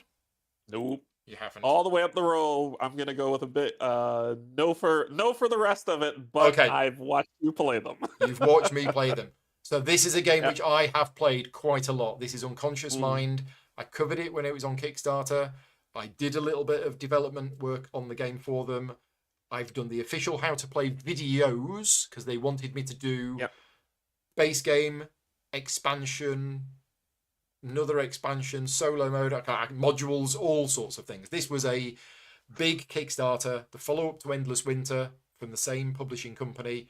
And again, they That threw makes in sense. lots of extra modules so that you're not going to get bored with this game. Once you've played the base game, which is already quite a lot, there's lots and lots of extra modules. So, what do you know about this game then, even though you've not played it? For watching your play, just kind of going through. They use the word curing, where it's not really that. Where Treating. that's not what. Yeah, treating is a better way to say it. Yeah. But treating patients and you're a group of therapists and psychologists just kind of sitting around talking about these different things and making them work. I mean, the concept is cool, right? Mhm. The concept is very cool, and watching your play of it, I think helped me see that what really fleshed out about this game. Just kind of, all right, well, scoring is based on treating, and being able to do other things is based on that as well. I liked how a lot of it worked, and this is the reason off stream I had asked Paul. I was like, "Is this how does this gel with you and stuff like that?" So I'm glad that you had a chance to showcase this game during the crowdfunding campaign. Mhm. So what about you? Well, it's interesting because it did change quite. There was a few fundamental changes that they made from when it was on Kickstarter. And you know how it is. Publishers have games on Kickstarters and they have lots of videos from lots of content creators who are there to try and sell you the game. That's Yeah. what they are. And I'm one of those people. I get paid to create playthrough videos in the hope that it helps you make a decision. And the publisher is wanting to show the game off. Now, one of the reasons why I don't do the Kickstarter previews is because I don't like the idea that They're not finished. I'm trying to sell you the game when I know that the game's not finished. Yeah. So Yeah. that's why Yep. I prefer to just, I'll do the playthrough and help you make your own decision. Yeah. But after that playthrough, I went to them and said, look, there is a good game in here, but it's got some rough edges. And they were like, yeah, we know it's got some rough edges. We've already identified a number of things and we're working on them. So Okay. it's just how it is with games on crowdfunding, Yeah. except from Garfield Games. When Garfield Games go on Kickstarter with the game, it's done. It's finished. In fact, I've got I've got some prototypes of Garfield games from before when they were on Kickstarter that are the same production quality and exactly the same game as the final production version. That's It's because awesome. they don't put it on anyway. So yeah, a few things changed, and when I got sent the updated rulebook and I did another playtest afterwards, I was like, yeah, they've definitely tweaked a couple of the bits that I felt didn't quite work so well. Okay. They've done another gorgeous looking game. You know, Fantasia Games do amazing production. The production of the game is very good. I like the fact that they've tackled an interesting and different theme. The fact that it's Freud, the Mental study health. of the unconscious mind, and you're treating these patients that are coming in. And I Mhm. do like how the game plays, and I like the core mechanism, the worker placement mechanism, where you're placing ideas on a meeting board. And again, it's using similar to what we said with inventions, is that your placement of some of your ideas will restrict your placement of other ideas in future. I'm trying to find a picture of the board and can't find it. But this is quite a complex game, and there is quite a bit going on. And some of the Mhm. criticisms of the game are, although the theme is nice, and we like the fact that we're, wandering around the streets of Vienna and we're getting patients and we're treating them. At its heart, it is a recipe game where you are playing cards and you're generating effects that give you these insights, and these insights are called different things, but ultimately you're trying to get the right ones to then spend them to treat the patients. Oh, I see. I So see. again, and a lot of Euro games use this, but that for me and for a number of other people as well was like, okay, well, we felt that the theme was there with this, but actually what we're trying to do is we're trying to get these things and then spend these things to treat a patient. Okay, Okay. I'm not saying I could have done it any better. Ultimately, a game is a game. You've got to have you've got to have mechanisms in there somewhere. But the Yeah. part of the game which a lot of people say they didn't like and felt was an unnecessary addition is the bit I quite liked, which is the board where you're wandering around the city and you're visiting different locations and getting benefits from those locations. So Okay. yeah, um, I I've always questioned the Kickstarter model where a publisher puts up the base game and all of the modules and all of the expansions and all of the extra bits in Yeah. one. And I've spoken about this many times before. Yes, you have. Yeah. It's how it works. I might not like it personally, but that is how it works. What I want to see is I want a game to come out, and then a year or two later, if the game is successful and people want it, we'll do an expansion set for it. But that's not the way that Kickstarter works now. Kickstarter works with everything all in at the start, and there it is. And a lot of people will have Yeah. backed this game and gone all in, but because the base game is already heavy enough, my honest opinion, I don't think I will ever play anything other than the base game of this. And Okay. that's because I'm generally always teaching somebody new, and there is no way that I would start throwing in the Extra expansions or the stuff. Yeah. modules or anything like that. Now, if the base Yeah. game was half the complexity that it was, then yes, you could do that. But it isn't. It is quite. What is the weight rating that BGG gives it? It's got to be around a Uh, 4. let's see. 3.92. Yeah, 3.92 is what the weight rating is. Okay. So, yeah. And that 60 to 120 minutes? Nah. No, no, no, no, no, no. That's if you know everything back to front, maybe. Even Even then, even then. Ooh. I still think that's a bit low. Now, I've not played the solo mode of this. I had planned to do the solo mode, just before Essen, but then time ran away with me, and I didn't actually get time to do it before Essen, and I Okay. still haven't done it. But since then, Tom Heath from Slicker Drips has done a solo playthrough, so yeah. If Yeah. This anybody is one of wants to those. know how the solo mode works, Tom's done it. Yeah, this is one of those games that after I've watched, because I watched Tom play it too. That after I Mm-hmm. watch it, I would probably only play this game with people. Right. Um, and I think that's because even on B, it says best play 2 to 3 player, and Yeah. I think this game is built for that. Mm-hmm. Um, so that's where it landed. So therefore, unless I go to Paul's house and he's like, "Hey, let's do this," and I don't, that's where I don't see myself playing it other than with someone else. Yeah. James is in the chat. Hi, James. Thank you for joining in. He says the solo is good.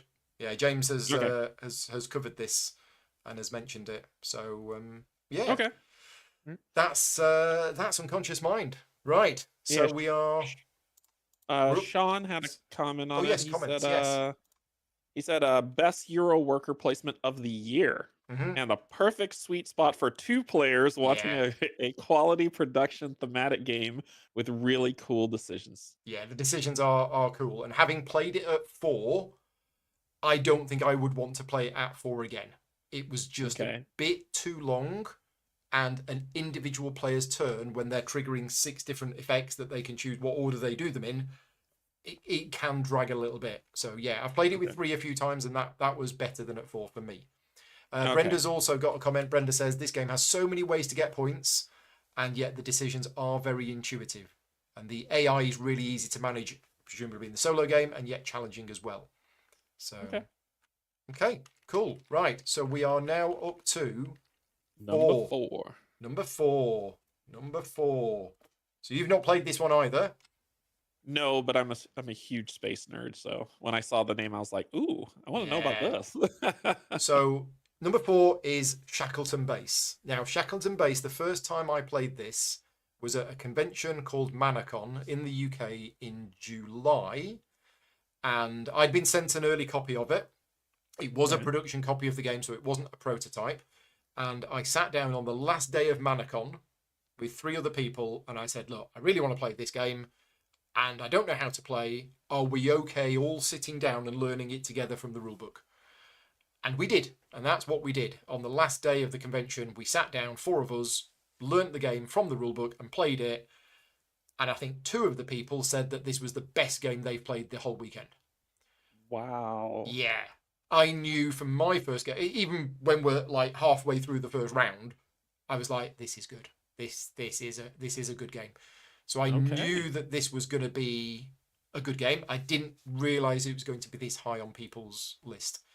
But this is Fabio Lopiano and Nestor Mangone. Now, these are 2 guys who have done a lot of games which I really like. So when I heard that there was going to be a game coming out and a space themed game from them, yeah, 2 designers that I like that have done great games before. I was very interested in this one. This Okay. is a game where you choose 3 out of 7 corporations, and that will radically change the way that the game plays. Okay. So the game suggests playing with 3 to start with. I've played this game, I think, 4 times now, maybe 5. I've always played with the 3 starting corporations because I'm always teaching somebody new, and that's what it says to do. And it absolutely pains me sometimes because I'm like, I want to play with something else. But Yeah, you and some of the liked other ones it. look, That's huge. yeah. That like you played and you said it was the best game you played. It's Two, I two, mean two of the people said that. uh-huh. I don't think I was one of the people. Oh, okay, gotcha. Okay. I can't remember. All I know is it was very, very good. I can't remember if it was. It probably wasn't the best game I played that weekend. That was probably Black Forest, but it was Okay. very good. I was like very, very excited just from my first play of it. So So I'm assuming just I'm just gonna throw this out. I haven't read anything fully about it, but to me it sounds like then you're playing different countries trying to uh try to build bases in the Shackleton crater on the yeah, moon. yeah, exactly right. Yeah. Okay. And the only difference between the different countries is that you will have a special ability. So each player has a slight little special ability. Okay. It's worker placement, but it's not your workers that you're placing on the board, right? And I'm saying this because I have read some negative comment from somebody, and it might have even been Rado, who was in the chat earlier on. So each round, and there's 3 rounds in the game, you draft these shuttlecraft. So these shuttlecraft turn up, and each shuttlecraft has 6 astronauts on it. And in reverse player order or in player order, I can't remember, you choose one of those shuttlecraft. And that gives you 6 workers that are your workers to assign to the board for that particular round. They are not your workers, okay? They are just 6 that you have got temporary control of that you can place on the board. Okay. As you can see in the image there, one of the 3 places that you can place the worker is around the outside of the crater. And this is where you've got this little mini game going on in the middle, which is really interesting, where you get to activate all of the sectors in the row or the column or in the line where you placed your worker. But depending on who's got Oh. buildings in there, depends on whether you have to pay them for using the bonus of the sector. Right? I like that. Yeah. So that's really clever. And you've got this whole, it's not really area control, but you've kind of got area control of the different sectors depending on the buildings. But at the end of the round, whoever has the most, the largest total size of buildings in that row will gain that worker. So Okay. in this image here, for example, this blue worker that's kind of in the middle, the Mhm. green player at the end of that round will gain that worker because green has got more buildings in that row than anybody else. So, and somebody commented, and I think it might have been Richard or it might have been somebody else, and they said, "Oh, I didn't like it because people were stealing my workers or stealing each other's workers," and it's not that. If I place that worker there because I want to put it there because I want to get to do all of this, I know that the green player is going to gain that I'm worker at gonna the end of take the round. it. Okay. But it wasn't mine anyway. You know, I'm just choosing where my workers go for the round. But yeah, mechanically it was very good. Really enjoyed it mechanically. The rulebook was mostly okay. There's a few Okay. parts which needed FAQ, and hopefully they've done that now. But the graphic design was solid. The fact that you've got these different corporations means that you can mix and match and play it Okay. differently. And I have done a playthrough on the channel. I didn't do a how to play video for the game, but I did do a playthrough of the game. Man, I'm gonna have to check that out. So Yeah, Mark, definitely check that one out. yeah. So Mark said in the comments, worker placement game can feel a bit played out, but this one does a few interesting things, like not giving you permanent workers, and even times when you don't want more Mm-hmm. workers because of how you place, use ones on your player board. Yeah, yeah, because you're building up your own little base as well. So you've got the base on the moon, but if I just find it, there is your own player board. Let's get past the artwork. No, that's one of the corporations. That's another of the corporations.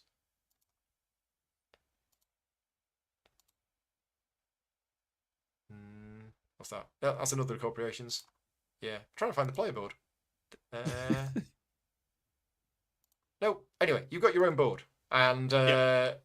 oh, here we go. Here's your own board. So this is how it starts, and all of your buildings are on there. And as you build them, you remove them from here and place them on the board, and that gives you space to put your astronauts. And different ones will give you different abilities when they're in different spaces. Okay. So yeah, you do generally want them, but there are times when you might not want them. Let's see what Stuart has said. Stuart has said, classic, well-designed, slick Euro, fun, with cool modules that shake up gameplay every time. Really fun, quick to play, potential to be a classic Euro game 10 years from now. Yeah, I mean that's always a question. Which games are being played even 1 year later, let alone 10 Yeah. years later? Yeah. Yeah, I'm not sure it was quick to play. It felt like it was quick to play, but then when we looked at the clock at the end of the game, we were like, oh wow, that was 2.5 hours. But I think that's because we were learning from the rulebook as we went. BGG Okay. gives it a time of. We're not trusting the BGG time, but it says 60 to 120 minutes. It's probably more accurate than what was the other one that said 60 to 120? Unconscious Mind. Arcs. Arcs, was it? Or was it Unconscious I think it was Minds? It was Unconscious Mind. Unconscious Minds. It was Unconscious Minds because you had played it and you were like, no. No way. Yeah. So yeah, I think that does play quicker. Okay. So 3.4 weight rate, 3.64 weight rating feels about right. Currently rated at 8.0, but who knows? Who knows whether they're right? Yeah, as more people play. It's Yes. 594 people gave it an 8.0, so. Yeah. That's. I think I'd probably give it an 8. Okay. Maybe even an 8.5.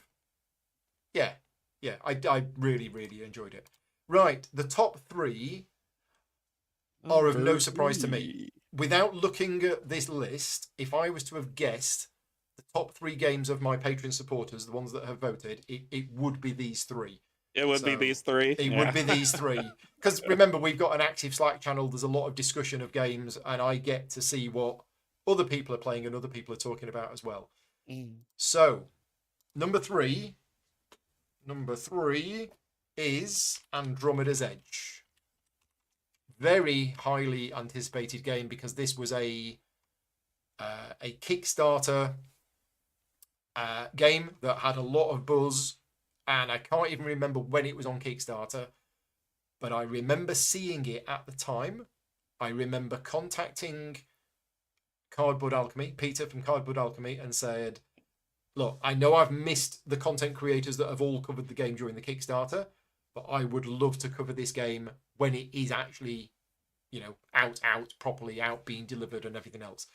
And thankfully, Cardboard Alchemy have an agreement with Lucky Duck Games. So what happens is Cardboard Alchemy run the Kickstarter, and then Lucky Duck Games take over effectively the production and the distribution of the game beyond that. And what's nice is that Lucky Duck Games are actually offering everything that was offered in the Kickstarter. So it's not like you had to back the Kickstarter to get the super deluxe version. You can buy that now if you want to from Lucky Duck Games. This is a spiritual successor to Dwellings of Eldervale. I was going to ask if it was. Have you played that one? I've not played it, but I've watched it played a lot. Okay, right.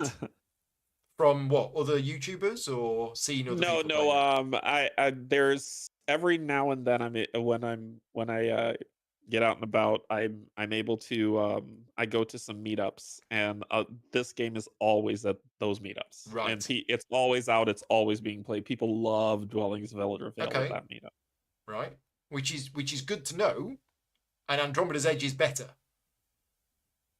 Interesting. Okay. I haven't met anybody who has played both who hasn't said to me that Andromeda's Edge isn't a better version of Dwellings of Eldervale. So I can't see me ever wanting to even try Dwellings of Eldervale now because I've got Andromeda's Edge. If that's true, it's not just a 2.0. I remember reading it was either some comments on BGG or it was some comments on a video or something like that, and some random person on the internet was kind of complaining a bit about the fact that it's just a tweaked version. And Luke Laurie, the designer, said, me and my son have spent 4 years working on this game. it's not just a slight tweak. We've actually reworked and re-implemented so much about the game.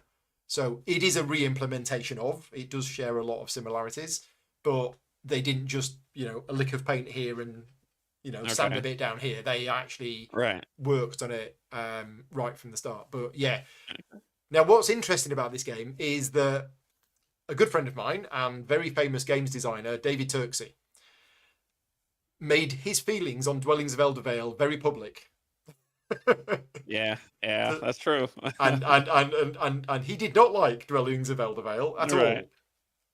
And he played Andromeda's Edge, and he said if it's not his favourite game of the year, it's his second favourite game of the year. So whatever changes they've made, I believe they've added some kind of mitigation to the dice system. But whatever changes they made have gone from this game that he absolutely hated, not liking it, to liking it, to potentially his favourite game of the year. I see on here, and I think this was the thing that had me not go in on the crowdfunding campaign, was because I see on there it says 2 to 4 players, but then the community says 1. So can you? There isn't solo mode. Now, bear in mind, I've got the Super Deluxe version, which has got everything in there. Okay. I do not know if you buy the retail version of this game, if it has the solo mode included. Somebody in the chat will hopefully be able to answer that question for us. Do you have to buy the extra bits in order to play solo or not? But there is a solo mode. You play against the Unity. Solo is in the there's a guy in the chat called Luke Laurie. I think he might know. Okay. Thank you, Luke, for joining in.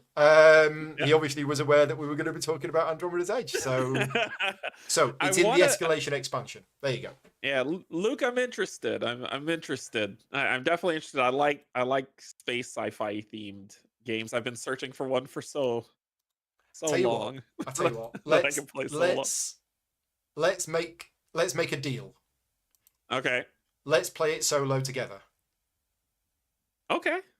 So at All right. some point, when we're both free in the next couple of months, we will do a solo playthrough of this game with me sharing my camera remotely for you. I think it'll work. Sure. We'll try it. Yeah, I don't have it, but however you want to work it, No, if you have it, exactly. I will. So I will try. during COVID, I came up with a way where I can play games remotely with other people, where I basically do exactly what we're doing now, but Okay. instead of you seeing me, you see the overhead camera. So, Oh, so I'm instead of I'm it being okay a with five that. seconds Yep. delay, you are getting it live. You are getting it literally, absolutely live. Okay. I will do that. And I'm we'll do open that to it. together. Yep. So there you go. Me and Derek will be playing Andromeda's Edge solo because I've been meaning to try it solo for quite a while. Mark Dainty, good friend of mine, he has his own YouTube channel, Not Board Gaming. I think this is his #1 game of the year, and he's a big solo player. So Okay. I think he's played it. Yes, he's played it multiplayer, but he has also played it. Yeah, he's also played it solo. So Luke is Okay. in the chat and he's saying that the Wooden Moons and the Game Founder exclusives will be available from Cardboard Alchemy. Right, okay, yeah, because again, the Super Deluxe version is just gorgeous. It's really, really nice. They've done a fantastic job with the production. The miniatures for it. So Vicky is, my wife. She tolerates a lot of things. She tolerates me talking about games 23 hours and 59 minutes every day.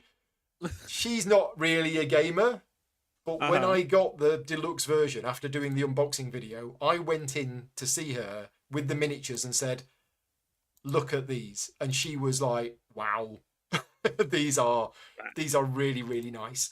And Very nice. this, so I've always had another, going off at a tangent again, games with super nice components.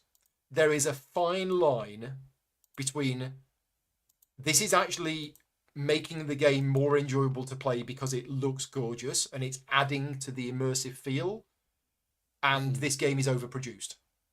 There is a very fine line between the two, and Yeah. I think this game is on that line. I have enjoyed playing this game more because of the production value of the game, but I think if they went beyond this, it would be too much. Go back 2 pictures. Go back Which 2 one? pictures. Which Did I one? see what I just thought I saw? Go the opposite direction. The opposite direction. Now one more. One more. That one? Is that the Enterprise?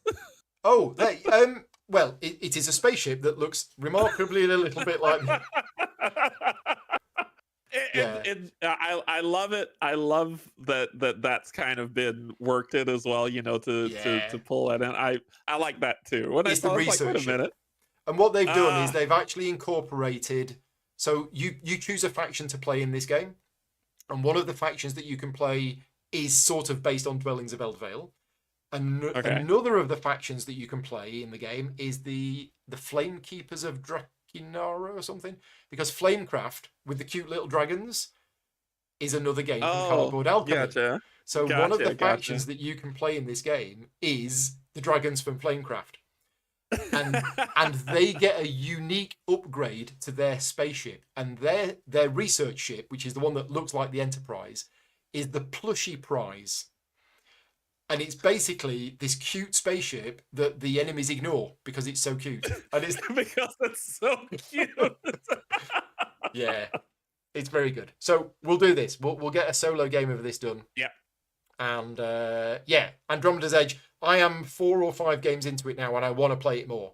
I will be honest, even though Luke is in the chat, I am. I appreciate it's a good game, and I've enjoyed playing it. It didn't blow me away like I expected it to do, based on everything I was hearing from other people. But Okay. there are some parts of the game. I actually spoke to Luke about this afterwards, and he was like, "Paul, you need to you've got a bit of a learning curve with this game." And it was the fact that I had a combat at the start of the game where I got a bit unlucky with my dice rolls and I lost 3 of my ships and they all went to the junkyard, and the other player won the combat even though they only had 1 ship, and I felt that that really hurt me and restricted me. And Okay. then Luke basically explained to me, "Well, why did you have 3 ships in the combat?" And I'm like, "Well, because I thought I was going to win." He said, "Yeah, but there's a chance that you could have lost And if you did lose, you were going to lose all 3 ships. So you shouldn't have had 3 in there. And I'm like, oh, yeah, you're right. If I'd have only had 2 in there, then my chance of winning the combat probably would have been, well, it would have been less. But then if I had have lost the combat, I would have still had a ship spare. And it's like, oh, yeah. So, and this is my sort of word to people who had a similar experience to me, is if you have a combat and you think, oh, I'm going to put these 3 ships in and I'm going to boost it, and then you roll 3 2s and the other player rolls a 6, and you're like, oh, I've just lost all of my ships. That can happen. And you need to be able to, I mean, it's not what happens when you lose a ship. It goes to the junkyard and you will get it back when you do a reset. You don't have to like rebuild it or anything like that. But there are definite layers to this game that are, you need to learn how to be able to deal with certain situations. And the lesson I've learned is don't go in with all 3 ships, even if your chance of success is 95%. Because on that rare chance that the other player beats you, you're like, oh, well, I'm a bit screwed now. So question to that though, like one of the things that I'm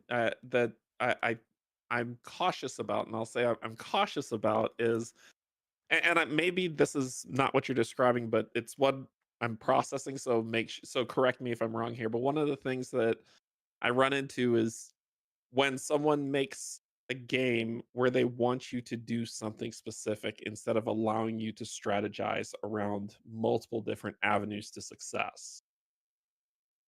So is this one of those where it's, well, there's multiple avenues to success, or is it, no, you need to play it this specific way if you want to be successful? No, I think there's multiple avenues to success. I think your choice of faction is going to change that, and the raiders, the choice of enemy that you have in each game, is going to change things up as well. So that's going to affect it. The really cool bit about the game that I really like is when you place your worker on the board. So when you place your ship in a sector, you then look to see if there are any of these raiders within range of you. And if there are, then after you've done, so you get to go to the sector, you get to do the thing that's in the sector. But then if you're within range of one of the raiders is going to come and get you. So they come and get you, and a combat starts. Now, whenever a combat starts, you go around the table, and anybody who has a ship in range can join in.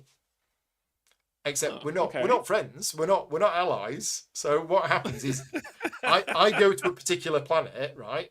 And I say, I'm going to go to this planet and I'm going to get the resources from here. And I've done that, right? Oh, but there's a raider there. So the raider joins me. Now, the fact that a raider joined me means there is now a conflict.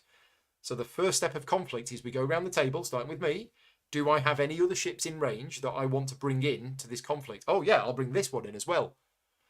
And then it goes to you. Do you want to bring a ship in? And you're like, well, I've got this massive battleship with 25 guns on it. Sure. So you come in. We have one big fight between me, you, and the raiders. And because you've got this massive battleship, you win the fight. We both get blown up, and you get all the rewards. And it's actually, I might make it sound bad, but it's not. It's really good that whenever there is a fight, anybody else can join in. And I think in the live playthrough we did, either in the first one or the second one, we had this 4-way fight, 3-player game. All of us were in there, and the enemies were in there as well. And you just all roll at the same time, and then you compare all the results to see, who wins the combat. But I really like that. I did not think it was going to go that way. I didn't think it was going to go that way at all. That's why I laughed, because I was like, okay, so you get people to come in, and one person will be like, no, that's your problem. Or the other person's, but when they come in, that they help you fight it, and then you split the wars, that you're like, nope, you blow up all the ships. We're all on our own. Yeah. And then you get these cards as well. You get various cards, and some of the cards are diplomacy cards. And I remember playing a game once where it was like, oh, you want to come in as well? Yeah, and you're going to come in, and you're going to come in. All right, we're going to have this big bust up. And then somebody plays a diplomacy card and said, right, the combat's over. Get 1 reward for every enemy ship in battle. And you're like, hey! So, yeah, it's a game that I definitely want to play more of. Definitely. Yeah, I'm curious. We'll do the solo mode thing and try it out. Right. So, we spent a lot of time talking about Andromeda's Edge. That'll keep Luke happy. Did we do the... No, we didn't. We did the comments. No, we didn't do the comments. So from Marco, great space game that builds upon Dwellings of Eldervale core mechanisms. refined them and added interesting new stuff. I also like the way combat is meant to be approached, which is not just a matter of area resource control like in most space Yeah. exploration games. The deluxe version is a joy to look at, but the gameplay is very solid here and lots of variability with asymmetric factions, different raiders and event decks, and various solo bots too. Yep. John says high player count because you can play it up to 5. Very flashy pieces in the special deluxe edition, and simple mechanisms combined with deep strategic options make for a fun time every time that it's at the table. Yeah, I mean, we've talked about some really heavy, complex games on this video so far, and this one, the core rules of what you do on your turn are actually very simple. You place a ship on a space, you do what that space says, and then you see if it attracts any enemies, and if it does, you have a conflict, and then you have a bit of a fight. And yeah, I think Marco hit the nail on the head. There is combat in this game, but it isn't like in most other space games where it's a big part of the game. In this game, it is part of the game, but it's not the absolute be all and end all. It isn't the core. Yeah. No, it isn't. It's kind of a side thing. Okay, we're now on to number 2. Can anybody in the chat guess what the number 2 game is? You have 5 seconds before I pull it up on here. Okay, time's up. It is Search for Extraterrestrial Intelligence. Everyone posts SETI. Look at all streaming in now. SETI. So this is CGE's latest big hot game, and this is from designer Thomas Holek, who has come out of nowhere and designed 3 games this year, and it was going to be 4, but the publisher decided, you've already got 3 games coming out this year, let's leave your game till next year. So SETI is the big one. It's quite heavy, it's quite complex. Galileo Galilei was one of his other ones, and the third one was Tea Garden. But SETI has been a big hit. Well, yeah. What's interesting is that we looked at was it Unconscious Minds or some other game that had a high weight count, but this one is way underneath that at a 3.68. Thomas is in the chat. There you go. I don't know what it is. Maybe we say the name of a designer and they turn up in the chat. Although we said David Turtsey earlier on and he didn't turn up. Thank you, Thomas, for joining in. We've got to say nice things about it now because he's here. No, I mean, I've played this game once. Now, the funny thing with this game, I've only played it once, and a friend of mine, Stephen Cooper, came round and he did the teach. Stephen is part of the CGE demo team in the UK. Okay. So Stephen's demoed this game a lot at UK Games Expo. I was covering this game on the channel. I wanted to cover this game on the channel. It wasn't a sponsored playthrough. And Stephen offered to come round, and I actually paid Stephen to come round, teach me how to play the game. So I had a games weekend. This is the games weekend where Stevie came over to visit from Finland. He came to visit me to play a game, and I won't mention what the game is because we might be talking about it in 5 minutes. And I said, well, if you're going to come all the way from Finland to see me for a weekend, we're going to have a games weekend. So we actually had games all day Thursday, games all day Friday, and games all day Saturday. This is the game that I played on the Saturday evening after 3 days of gaming. I was wrecked. I was absolutely wrecked. My brain was mush. I'd been playing 2 other heavy games before this. And I thought, uh-oh, it's 8 o'clock in the evening. I'm about to do a live stream. I'm barely awake. How is this going to work? And Stephen started the teach, and I loved it. And I've only played it the once. And what really pains me is that I am seeing posts online on both my Slack channel and social media of people getting this game and playing it and loving it. And I haven't played it apart from... It was a week before Essen, so I haven't actually played my final production copy of the game. But it was great. I loved it. Really did. What have you heard about it? Have you heard of any people that have played it? I haven't heard much of.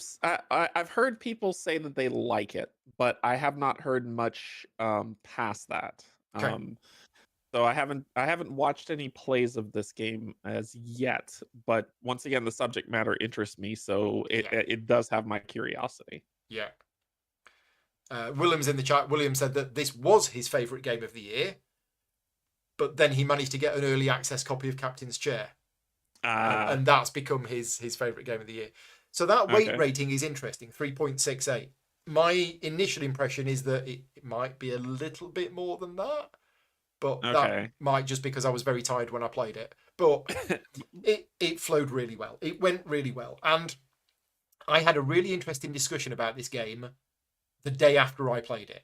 And this is the whole discussion about theme in games and whether games are objectively thematic or subjectively thematic.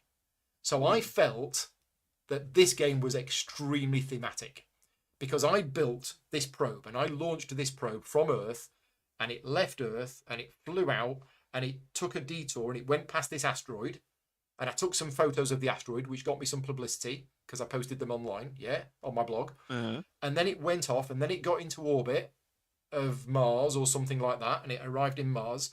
And as somebody who did astrophysics at university and grew up absolutely loving astronomy, I'm like, oh my God, I've got this probe. It's just orbiting Mars. I was feeling the theme coming through in the game. Oh, that's awesome. It was amazing. And then we're building up this research data, and we're sending messages off into space to try and contact, alien intelligence and things like that. And so much of the game, I felt absolutely 100% immersed in the game, and I felt like I was there. And that's big. Yeah, but then ultimately, the day afterwards, I was thinking, but what was I actually doing in the game? Well, what I actually did was spend some resources to launch this thing, which went over there, landed on a space, and got me 6 victory points. That's what I did in the game, but it actually felt to me like I was doing a whole lot more than that. And the discussion I had was, I felt the game was more thematic than potentially other people might have thought because I liked the theme. So I started this whole extra discussion about subjective thematic games where the game is thematic, but it's actually it feels more thematic if you are into the theme and you can actually imagine this happening. Whereas if you're not into astronomy whatsoever, you might be just playing the game pieces moving around on the exactly. board. Yeah, exactly. Yeah, I get you. But it was great. So is the core crunch of this then? It's, if I understand it, I'm just going down to just kind of core sets. It's build a probe, launch it, and is it signal review, or is it just kind of the things that the probe are like? Building the probe and launching it sounds like the beginning of the game. That's it's one of the things that you can do in the game. Okay. Yeah. From memory, this is a few months ago, but it's card play. Card play is the core mechanism of the game. A little bit of tableau building, but you're playing these cards with icons on, and those icons will allow you to do various actions in the game. But ultimately, one of the things that you're trying to do on the main board is launching these probes, which then leave, fly around, and either land on planets or become in orbit of the planets and things like that. So that's one of the things that you can be doing. Another of the things that you're doing is analyzing the data that you're getting from space. So signals, analyzing the data signals and things like that. But essentially in each game there are 2 alien intelligences that you're trying to find. So there's 5 included in the game. You pick 2 at the start of the game and you put them face down. So nobody actually knows what they are, but each one of them requires certain things before it is discovered. And there are 3 different things that you have to do. There's 3 different colours that represents the 3 different things that you have to do. And once it's got a certain number of each, you flip the tile over, and then that's what it is. Gotcha. And one of those 5 things is actually a real thing. The other 4 might be sort of made up because, unless Thomas knows about aliens, then but one of them is the name of a giant asteroid called Uma, I think. Which I think is our first or our only discovered extraterrestrial object.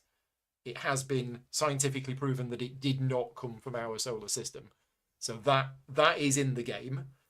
The other Nice. ones in the game are more your alien species, but I don't know what Okay. they are. So I've only played with the two that we played with, and I've made a point of saying I don't want to look at the other ones.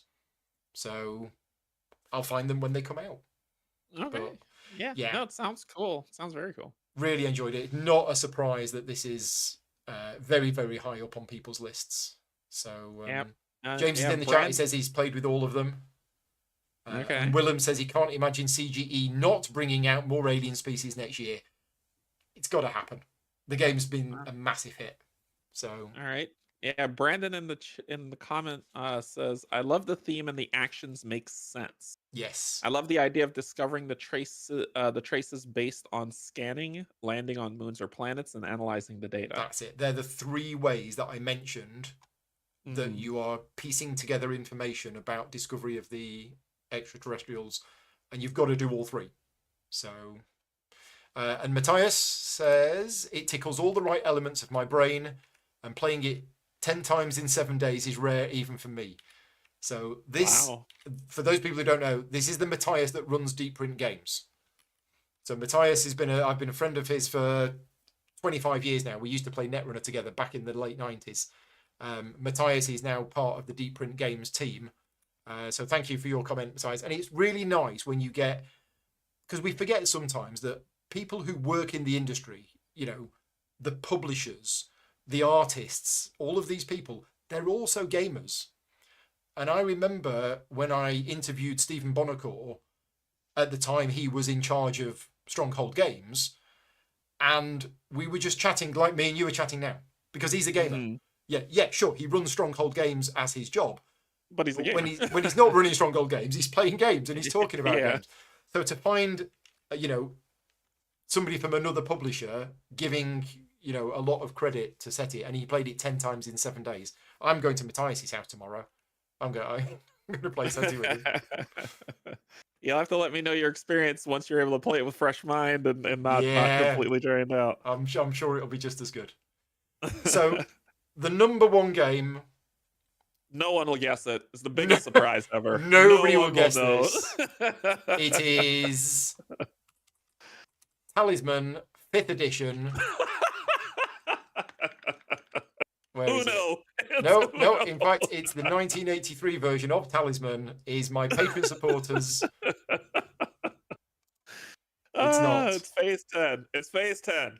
So I have not done my top 10 games of 2024, but if I did, this is the number one game. I have gone on record and said Civolution is my number one game from this year.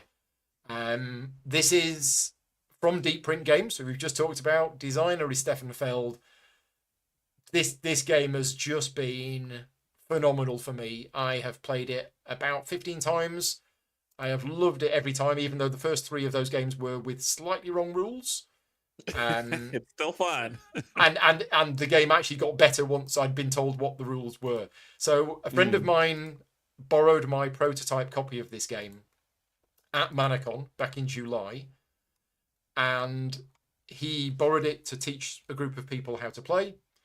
And I went over, and they were halfway through, and I looked at what they were doing, and I went, "That's not right. That's not how it works." And he went, "No, it is. It says it in the rules here." And I went, "Oh, I've been playing it wrong for the last 3 weeks." And in fact, that makes it a better game. So, Yeah. what do you know about this game? Just from what you've played, Yeah. truly, just from what you've covered, it's I can the complexity of the BGG's given this is a what. I'm closing my eyes while you click on it, and I'm gonna call it. Okay. I'm gonna say it's a 4.3. Nearly 4.22. Oh. So here's the interesting thing with this game. I did the official how to play video for this game. It's 1 hour and 10 minutes long. That's not long at all. Right? My typical length for a Lacerda game is 45 to 50 minutes. But this game is nowhere near as complex. Huh. I was confused when I wrote the script for this game, and then I read through the script, and I'm like, this is going to be over an hour long. How is this over an hour long? And it's a really interesting. Yes, this game is complex, but each individual thing in the game is simple, intuitive, and quick. There's just a lot of them, right? Have you played Feast for Odin? No, not yet. That's the Right. only one that I have that people have been telling me to play that I haven't played yet. So in Feast for Odin, you have 63 different actions that you can do. I think, or a crazy amount of actions. But you don't need to explain those actions because those actions are all on a board and they're visual. So you look at an action and it's got a picture of a sheep and an arrow and 3 food. So you kill the sheep and you get 3. You don't need. And you get 3 food. Yeah. So if I'm teaching you Feast for Odin, I don't actually need to teach you every single one of the 63 actions because you just look at it and go, it's that intuitive. does that. Yeah. There's a few of them that are slightly more complicated. Now, this game has 22 different actions, but 6 of them are very similar, and all of the other ones need a 5-minute explanation. Okay. So people who compare it to Feast for Odin just because there is a lot of different actions, I can see where that comparison comes from, but it is more complex because you need to explain each of the individual modules. The weird thing with this game, even though my how to play video is 1 hour and 10 minutes, the rulebook is massive. There's a huge amount of rules for this game. It plays so smoothly. And when you're playing it, everything feels so intuitive, which is a combination of good game design, good game development, and amazing iconography. It doesn't feel complex when you're playing it. Okay. And Simon says that in the chat. It doesn't feel that heavy when you're playing it. It doesn't. Because everything just flows, everything just works. That's good. And so this is my number 1 game of 2024. I don't know whether it is, in my opinion, the best game of 2024, but it is my most. It's to do with enjoyment as well. For example, SETI might be a better game than this. Better, right? But for me, I love playing this game. Every single time I play this game, I have an absolute blast. I just love it. It is the most sandbox game that there is. You have so many different things to do, so many different ways to score points. Stefan Feld is famous for his point salad games, where you can do. I don't know how many Stefan Feld games you've played, if any. I'd have to know the different types. I don't have the names of them off in my head. Castles of Burgundy is his most famous one. I played that. Right. I played that. So a lot of his games, there's loads and loads of different things you can do, but ultimately that will get me 3 points. That will get me a thing which is effectively worth. Yeah. So they're known as point salad games because, it's just like throwing things in a salad bin where there's lots of things you can do. This game has that as well. There are so many different things you can do in this game that get you points. There are definitely things that everybody wants to try and achieve because they're really good, but there isn't one, everybody absolutely needs to, explore or go hunting or whatever. There's multiple different ways that you can achieve what you're trying to achieve in the game. And that allows players the flexibility to do what they want. Now, I say flexibility with a little bit of a caveat. You've played Castles of Burgundy. So in Castles of Burgundy, you roll your 2 dice, and you can modify them if you have any workers, but then you choose your actions based on the dice that you've rolled. Right. And this game has the same mechanism. Except you roll all of your dice when you reset. So I'm just trying to find a picture of the dice now. And you start with 6 dice. So instead of you just rolling 2 and then choosing what action you want to do with those 2, and then you roll them again, in this game, you will roll your 6 dice, and then you will, over the course of a few turns, you will allocate those dice to the actions. At some point, I'll need to get an image of the actual player board with the actions on. There was probably one at the start. Okay, we can sort of see it on the right-hand side here. So the right-hand side of this image, these are all of the different modules that you can do. Okay. and each module requires 2 dice to activate it. So to do this module here, I don't know if you can see my cursor, but that Yeah, needs I a can. 1 and a 4. So in order for me to do that thing there, I need to use a 1 and a 4. And if I don't have a 1 and a 4, I can use or I can use ideas to manipulate those dice to change them. But let's say I don't have any ideas, I really want to do that action, and I haven't rolled a 1 or a 4. And this is where some people get frustrated by the game, because it's not allowing them to do the thing that they want to do. And some people can find that frustrating. But Yeah, I don't mind that. I don't that's mind the that game. because that's I call those moments them's the breaks.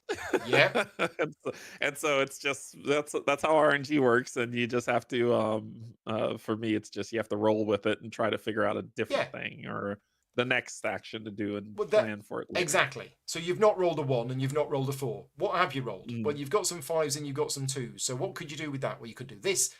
There's probably still 6 different actions you can do. yeah, So you're yeah, like, just okay, not well, I'll that tell you one. what. Yeah, Yeah, I'll do that one now because I'm going to do that later anyway. And yeah, then I'll probably reset. And then I'll roll my dice. And now I've got a 1 and a 4. yeah. Matt's in the chat and says that Derek is used to rolling poorly. It's the only way I know how to. It's the only way I know how to roll dice. Yeah.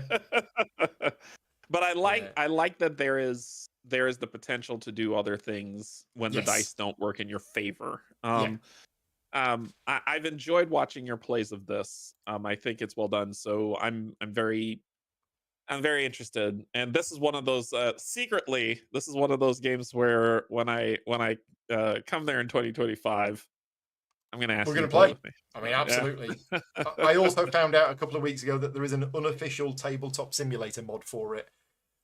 Oh, really? Yeah. Okay. Yeah. Somebody has created a TTS mod for it. I've not tried it yet, but Okay. it is on there. So that is another option if you wanted to play it. So I've played this solo. I've played this at 2. I've played this at 3. I've played this at 4. I think You love 3 it is all. probably, yeah. I think 3 is probably my optimum player count. Okay. 2's very good because it plays so quick. I mean, we talked earlier on about micro turns. This game is micro turns. Okay. If we're playing a 2-player game and we both know the rules, I will literally be finishing my turn and you'll say, right, well, I'll start and you do your thing. And by the time you've done your thing, I'm ready for my next thing. Okay. All right. So I played a game of this. This is what Stevie came over from Finland to play. So he came over from Finland, and I think it might have been after that game of SETI that we sat down and we played, starting at midnight. We played a 2-player game of this starting at midnight after I'd been awake for 3 days. And we finished the game in about 90 minutes, but we were playing so fast, we occasionally forgot whose turn it was. Because turns were so quick. That's awesome. Yeah, I like it. I like it. Yeah, that was so Corin Moore's in the chat said the TTS mod is really well scripted. Okay, that's nice to know. I have to check it out. Yeah. Naveen in the comments said the breadth of the game is immense. Mm-hmm. The restrictive dice-based action selection guarantees that you could not do whatever you want, turning this sandbox game into something more manageable. Despite the randomness, the number of paths you can pursue makes it a very replayable game. Card play seems to be the core, but there's enough map elements making it a viable strategy. The theme isn't as integrated into the gameplay, but it's the pinnacle of Fell's mechanical ideas. Mm-hmm. Yeah, that's fair. And it's interesting about the card play because when you start playing the game, you start with a hand of 5 cards, one for each of the different aspects of civilization. So straight away, a lot of people, including me, when I first played the game, thought this is going to be a card game. Like Terraforming Mars, Ark Nova, I'm going to get loads of cards, I'm going to play loads of cards. You don't. I think in my first game, I played 4 cards, and that was it. Okay. And because you're not playing a huge amount of cards, and because you're not drawing a huge amount of cards, it actually increases the replayability because you're not going to see the cards. You're going to see a small fraction of the cards each time you play the game. So somebody the other day was playing the game and came up to me and said, "How does this card work?" And I looked at it and went, "I've never seen that card before." That's like that's a really cool card. I've never seen that one. That's so cool. yeah, All right. card play is a part of the game, and it is an important part of the game, but it's not The part of the game. the big part of the game. Mm. Florian also says it's a deep puzzle, and while there are a lot of rules, they're actually quite simple for a game of this weight. Yeah, that's what I Which was is saying what you earlier on. said. Yeah. Yeah, I mean, you look at the rules for migration. Right, I'm going to teach you how migration works. What does that do? Well, you move a tribe from one territory to an adjacent territory, and if it hadn't been Okay. explored, you now explore it, and you flip that token over. Right, and that's the great thing with this game is every action in the game works the way that you imagine it would work, and that makes it easier to teach, easier to learn, and yeah, it just makes it flow better. So there you Yeah, go. yeah. So that was the top 10. There was a game that I'm kind of surprised wasn't on here. Go on. What's that? Not the one that I like, but well, Okay. I like this game. I like this game as well. But another one that I was like, I think this one's gonna get voted really high was Daybreak. I don't know if you've played that Okay. game I yet. haven't, no, but I've heard a lot of people. It is an amazing game Okay. for what it is. It's basically you're trying to it's a you're trying to undo the damage to the ecosystem, like Okay. make the world better, and you don't win the game. How you win the game is hit a tipping point. It's not you play to a certain number of rounds and you're finished. As soon as you tip to where the temperature drops once, you win the game. Okay. You don't have to clear it out, you don't have to break it out, and what you do is it's a tableau builder. Right. You have right when you start off as one of these one of a region of the world, Mm-hmm. and they pick the superpowers, and then I think they have everything else condensed into rest of world, right? And so you get the amount of pollution, the amount of energy consumption, and you have to maintain energy consumption while taking care of some cards like crisis cards that come up that either you don't know what the crisis card is, you actually have to find ways to reveal what they are and then resolve them before the end of the round. And then at the end of the round, the planet continues to either fall into more disarray, or you mitigate it enough, and then as soon as you hit that point where you're like, okay, we've been able to we just are able to get line by line with the issue, and then you tip it to where you are going to do better next round, you win the game and it's over. Okay. So you So don't have to push through it, but it's a fun game. okay. There's comments in the chat to say that it's a bit like Pandemic, but better. And I've just noticed that it is designed by Matt Leacock. So Matt Leacock Yep. and Matteo Menapace. So technically it's a 2023 game, That's why. but Okay. it probably didn't make it everywhere until the start of Right. 2024. It was early 2024 when it delivered on this side, Right. like early. But Yeah. but because I see 2023, that's why I see. Okay. It could be. It could be that. But the fact that I vaguely remember it being talked about, and it does sound interesting. And I'm a fan of Matt Leacock's work on some of the games that he's done.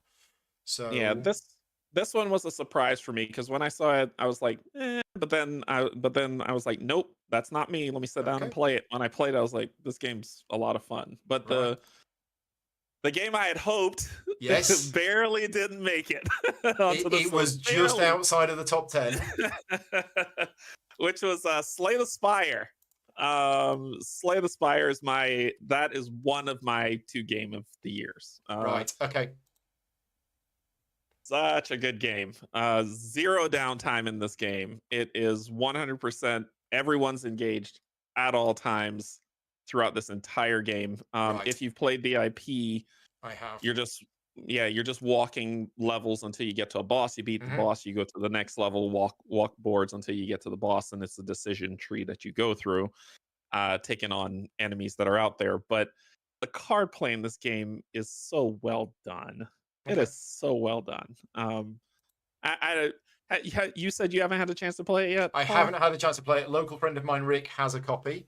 He Okay. knows that I've played the computer game quite a lot. He's played the computer game quite a lot. He's begging All me right. to play this game because he You knows will I'll like it. like it. Yep. He said it absolutely captures the feel of the computer game and manages to Yep. work, because the computer game is solo only, but this game Yep. manages to somehow make it work co-op, and it Yep. does it really, really well. The thing that makes me happy about this game is there are so many bad games that come out based on an IP. And this game could have been a total disaster. It could have been, oh, Yes. we've got the Yes. rights to do Slay the Spire. This is going to make us $1 Yes. million. We Yep. just make a game. And everybody who's played this game have said how fantastic it is. So I'm really happy that they've taken a very well-loved computer game IP and turned it into what looks to be a great game. So of the few games which we've talked about here or people have voted on, which I haven't played, this is probably the number one game of all of the ones that we've mentioned today that I haven't played that I want to play, because I'm pretty sure that I'll enjoy it. And not If you just like, enjoy it, but, look at getting a copy. yeah. If you like the IP, the video game, Yeah. you will love it. You'll Yeah. love it. Yeah, absolutely. I would say if you're gonna buy it, stay away from the cards that come with it, the card sleeves that Okay. come with it. Okay. They're very poor quality and fall Right. apart. Okay. So just use regular card sleeves. But other than that, you're in for a treat with this one. Right. A lot of fun. Easy to teach. Right. I can teach anybody how to play this game probably in 20 minutes. Okay. Now, just for a counterpoint, Richard is in the chat. He says he enjoys Slay the Spire on the computer, but hated it in board game form. Ooh, Interesting. Too much fiddle. Too much Okay. fiddle. And I can see curious that, to hear that. because yeah. if you convert sometimes a computer game into a board, like let's take Frostpunk. Some people might have been wanting Frostpunk to be a 2-hour game that's the same complexity as Pandemic, and what they got was a 6-hour game with a 1-hour tutorial video. Frostpunk is a very complicated, detailed game. That's true. Because if you try to mirror what a computer game does, you're going to have to abstract some parts out. You just can't keep the same level of detail that a computer game has. Yeah. And if you get that balance wrong, what you end up with is something which you're playing it and you're thinking, why am I bothering playing this? Because the fiddly admin side of things, I prefer to play the computer game. But that's the first time I've heard that. Nobody's mentioned that before. Yeah, I'm curious to like, not now, but definitely I'm curious to hear what fiddle. Fiddly means a lot of things to a lot of different people, Yes. and I will not begrudge them that at all. It's just more I'm curious to what the I hate this, it was horrible thing. Richie is saying the 4-player game took 2 hours for Act 1. He ducked out at that point. The others were still playing 6 hours later. Yeah, I think if you play all 3 acts, I don't think it's a short game. I don't think you can play all 3 acts in one sitting. Act 1 took 2 hours. That means that there was a lot of kind of, maybe someone couldn't make up their mind on what they wanted to do, or there was a lot of unsureness that was happening. I'll find out. I'll find out when I get yeah. So we'll find out. Yeah. He'll have to let me know, but yeah, So that was one of my game of the years. Okay, what was your other game of the year? Primal. Oh right, okay. You see, Primal is one of my. If I did a top 10 regrets of 2024, not playing more Primal would be very high on that list. I've played the tutorial 6 times, and I've taught it another 4 times, and I've not gone beyond the tutorial. You've not played anything but Viraxin? No. I've seen you play it, and I've seen you giggle every time somebody got hard. Oh my god. Oh yeah. Torment. Yeah, there's all the monsters in Primal are different. Yes. That I've played so far. All of them have been different. Yeah. It's people say, well, at the core it's just cards and it reacts to you, it's not a big deal. But to me, how those cards react, how you react, and what's going on with the monster is different. Case in point, Ozu and Viraxin are completely different. Right. Ozu, you have to weaken him down to be able to fight him. Like his health starts high, and then his when he switches to second phase, his health is lower. Okay. So automatically is the reverse of that, and then just the strategic way, because you can only move once in a turn unless you have a Yeah. card that lets you do that. So the strategy about when to move, when not to move, and gain that aggro token, not aggro, Taunt. Oh god, what's it called? threaten, Threatened. Yeah. If you that don't threaten move, you become token. threatened. Yeah. Yes, when you gain that threaten token is key in kind of, okay, I'll stay here, but you got to spin the monster so next round and take aggro, so next round I can do something. Yeah. So there's a lot of communication that has to that has to happen there, and then the card play, it's just, Yeah. Yeah. it's I will say, and I know it's your favorite, one of your favorite games, but I'll say I'll put the card play on par with Mage Knight. Yep, I said it. Well, you can't play From cards the sideways for one attack. But That's yeah. true. That's Yeah. Yeah. true. Yeah. That's true. But I mean, in terms of decision space, every card Yeah. counts. And Yeah. in Mage Knight, Absolutely. every card counts. And so Yeah. in this game, I put it on par only to say that every card you played means something. I'd put it more on par with a game which is actually being compared to quite a lot, which is Marvel Champions. And I love Marvel Champions.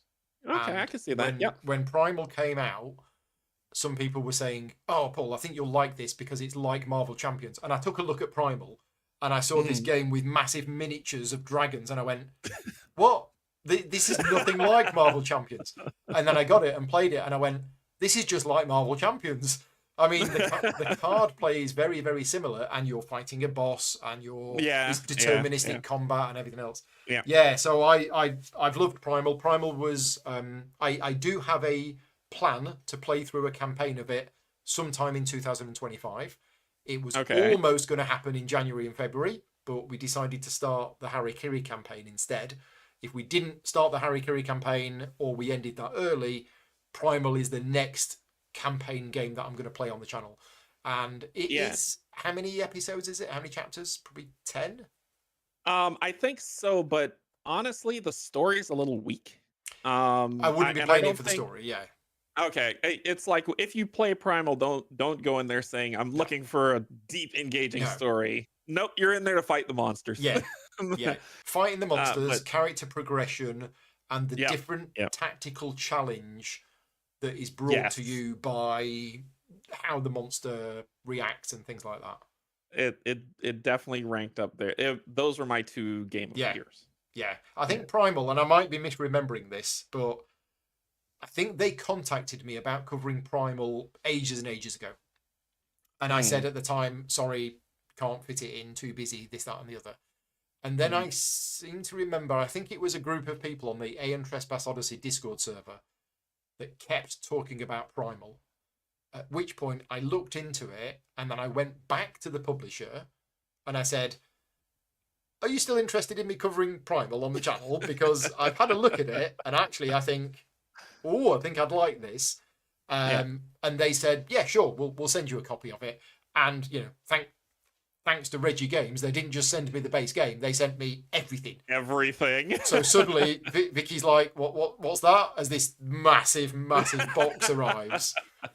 This was the one thing that I'm in the middle of painting. I haven't actually painted anything for 3 months, but everything is downstairs and it's all there. It's that is what I was painting before I had my painting break. So Primal the Awakening is a great game. I'm just looking through some other games which were voted on but didn't get enough votes to make the top 10. Slay the Spire is in there. Lord of the Rings Duel for Middle-earth is in there. Maybe that's a bit too new, but everybody has told me that game is fantastic. So I think if that game had been out longer, I think Duel for Middle-earth might have been higher on the list.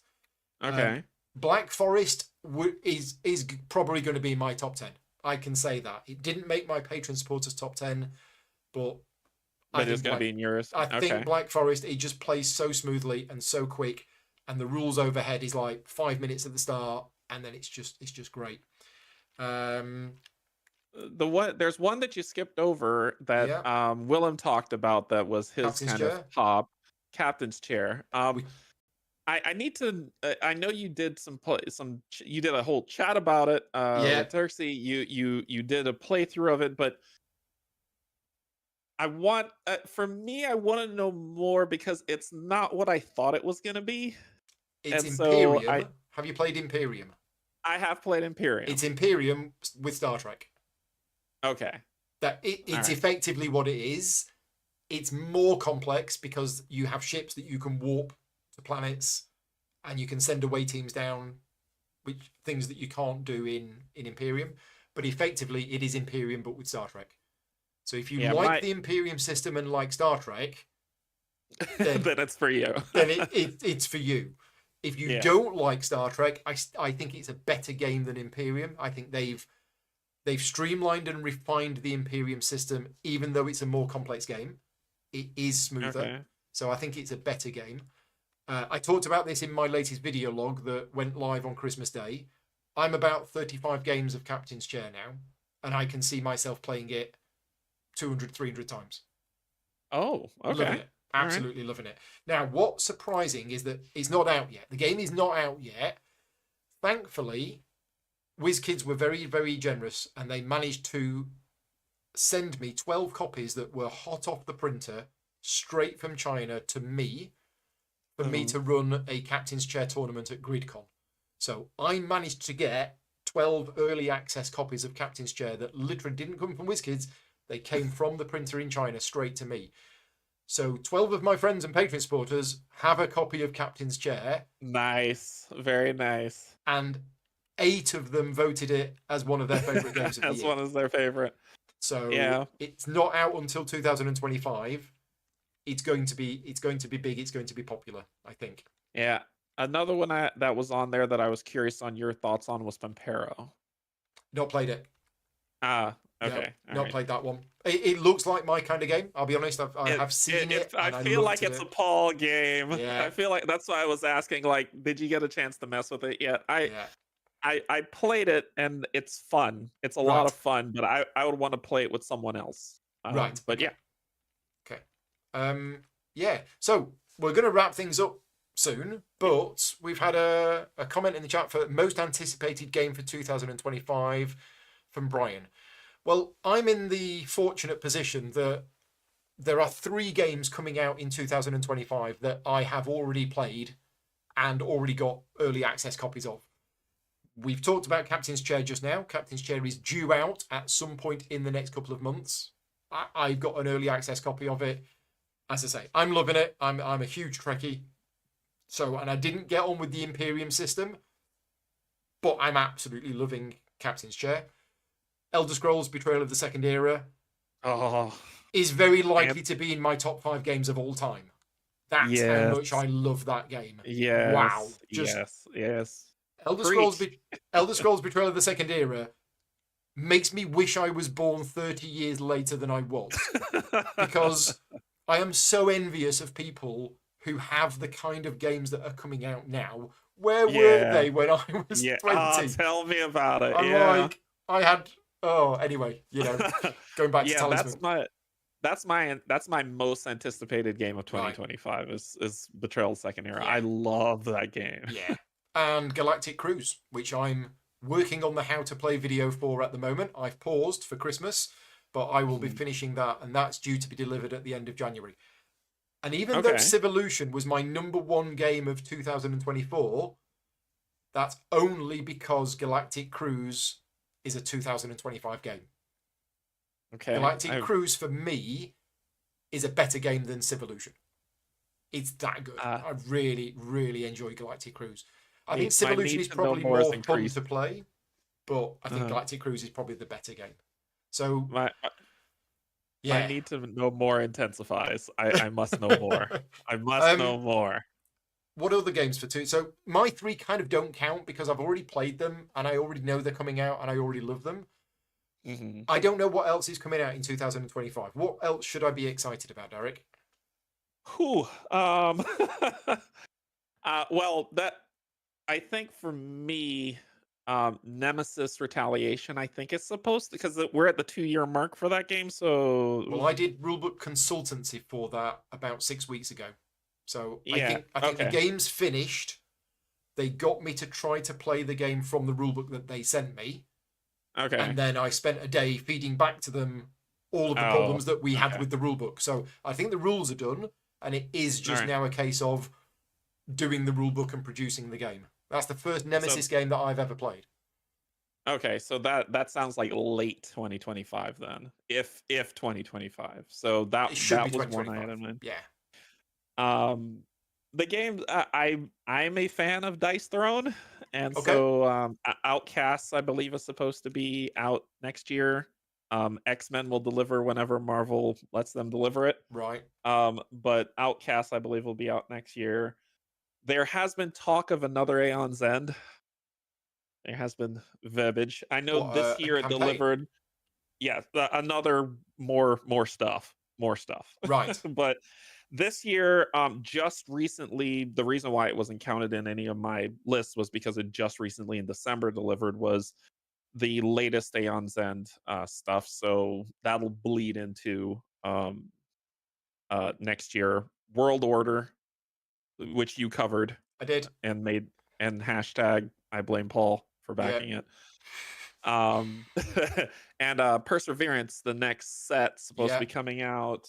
Well, I know when it's supposed to be coming out. I don't know if I'm allowed to say when it's coming out. And the reason Oh, I know gotcha, when it's gotcha, coming out is because I know when I need to do the how to play videos for the game.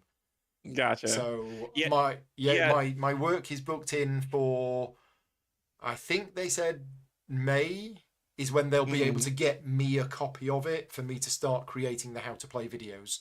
So I think it's going to be middle, probably possibly Q3. okay, okay. Yeah, I liked Perseverance chapter 1. I love chapter interesting, 1. interesting. Chapter 2 got too complicated for It me. did, yeah. There was a couple of bits that were a bit too complex. So I'm Three's amazing.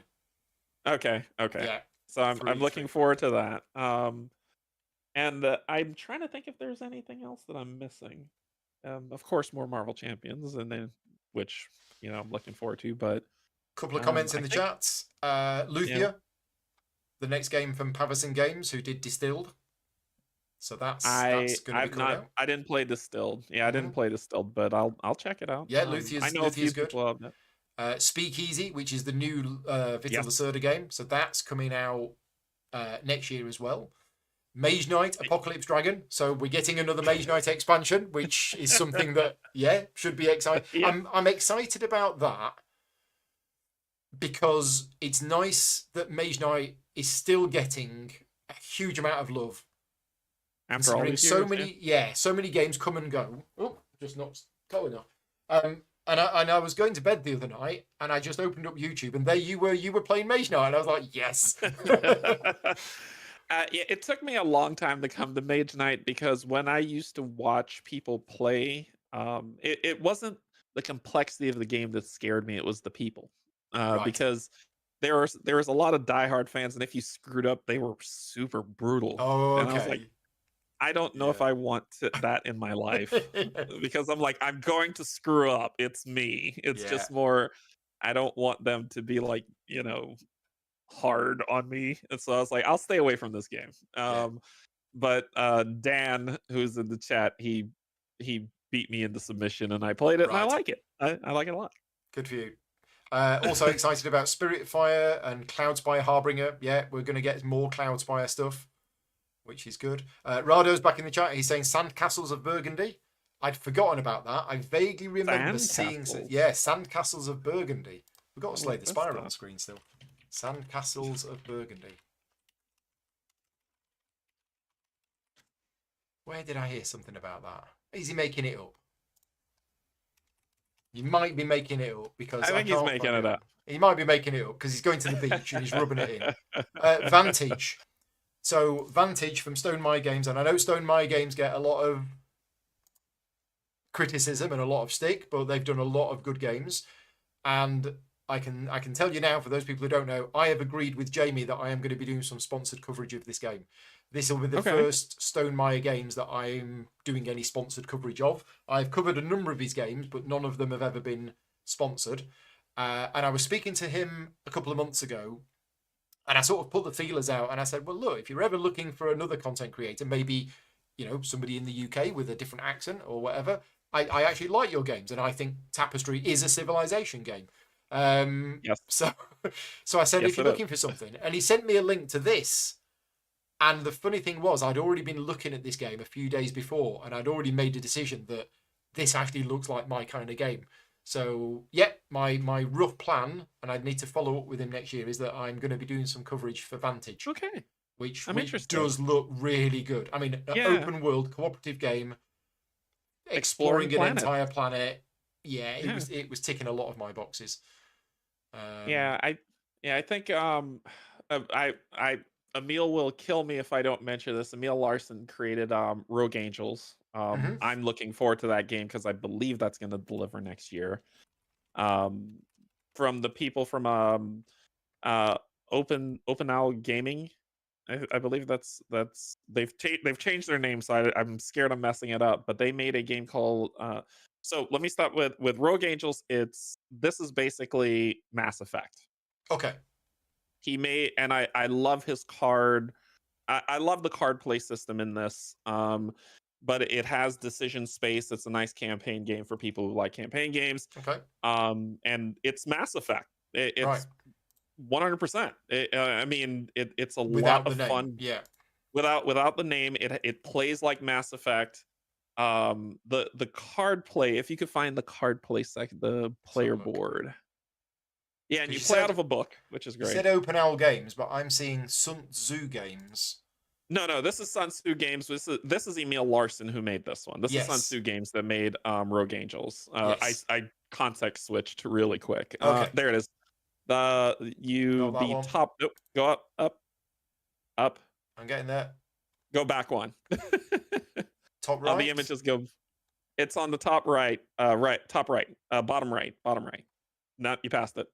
Go down. Oh, we got a delay. We got a delay. Yeah. There. I think that's it. Let's see when it comes There's up. 3 cards. Yes, the one with the 3 cards. Okay. Okay, so on your player board, what you have is you have a cooldown track at the bottom. If you look at the right side, you'll see where it says like 4. Yep. So what happens is if you take wound, how you lose or how you get knocked out is you take wounds that fill up that track. Okay. And then you take a scar, and then your players have to come and heal those wounds off you, or you have to wait until those wounds spin out of the board. They don't stay. They just clog up space, and then they move off. Okay. And as you play cards, you play them to that like that 2 1 2 that you see at the top of the cards. Mhm. That's the timing of it. So I can play that because the 1 and 2 slots are filled up. If I'm going to play a 2 card, I got to play it higher at 3, and then I have to wait until the end of the round for it to tick out. Right. And I love that the cards are always in flux in this game. They're always moving, and so it was one of the things that, while Oathsworn's a great game, it didn't sit for me well that the card that you we could had run the same it. thoughts on the cooldown mechanism. Yeah. I ran into where a card sat on the edge and never moved. Yeah. For me, and so in this one, the cards are always moving. As the top of the board where you see the red, green, blue, and orange, yellow, Yeah. is more skills that you become more proficient in, and you fill those out as the game emerges. So this is the Mass Effect feel of you kind of bettering yourself. Okay. Plus, you get more equipment.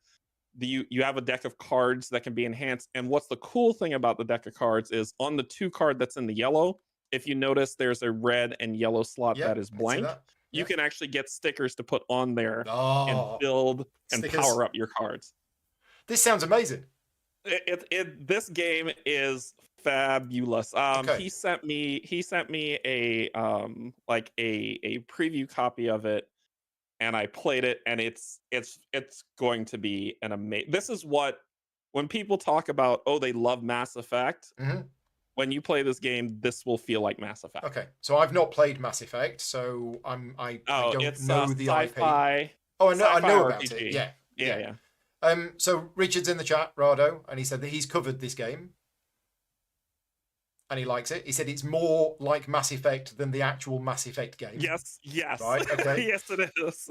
and was it on Kickstarter then, and is it being delivered Yes. or right? It's on Kickstarter. Well, it was on Kickstarter. It funded successfully, and Emil is going to be delivering this. So this is by Sun Tzu Games. Himself? Before Okay, I context cool. switch. Yeah, yeah. So he's working on this. This is his baby, and he's going to build this thing out.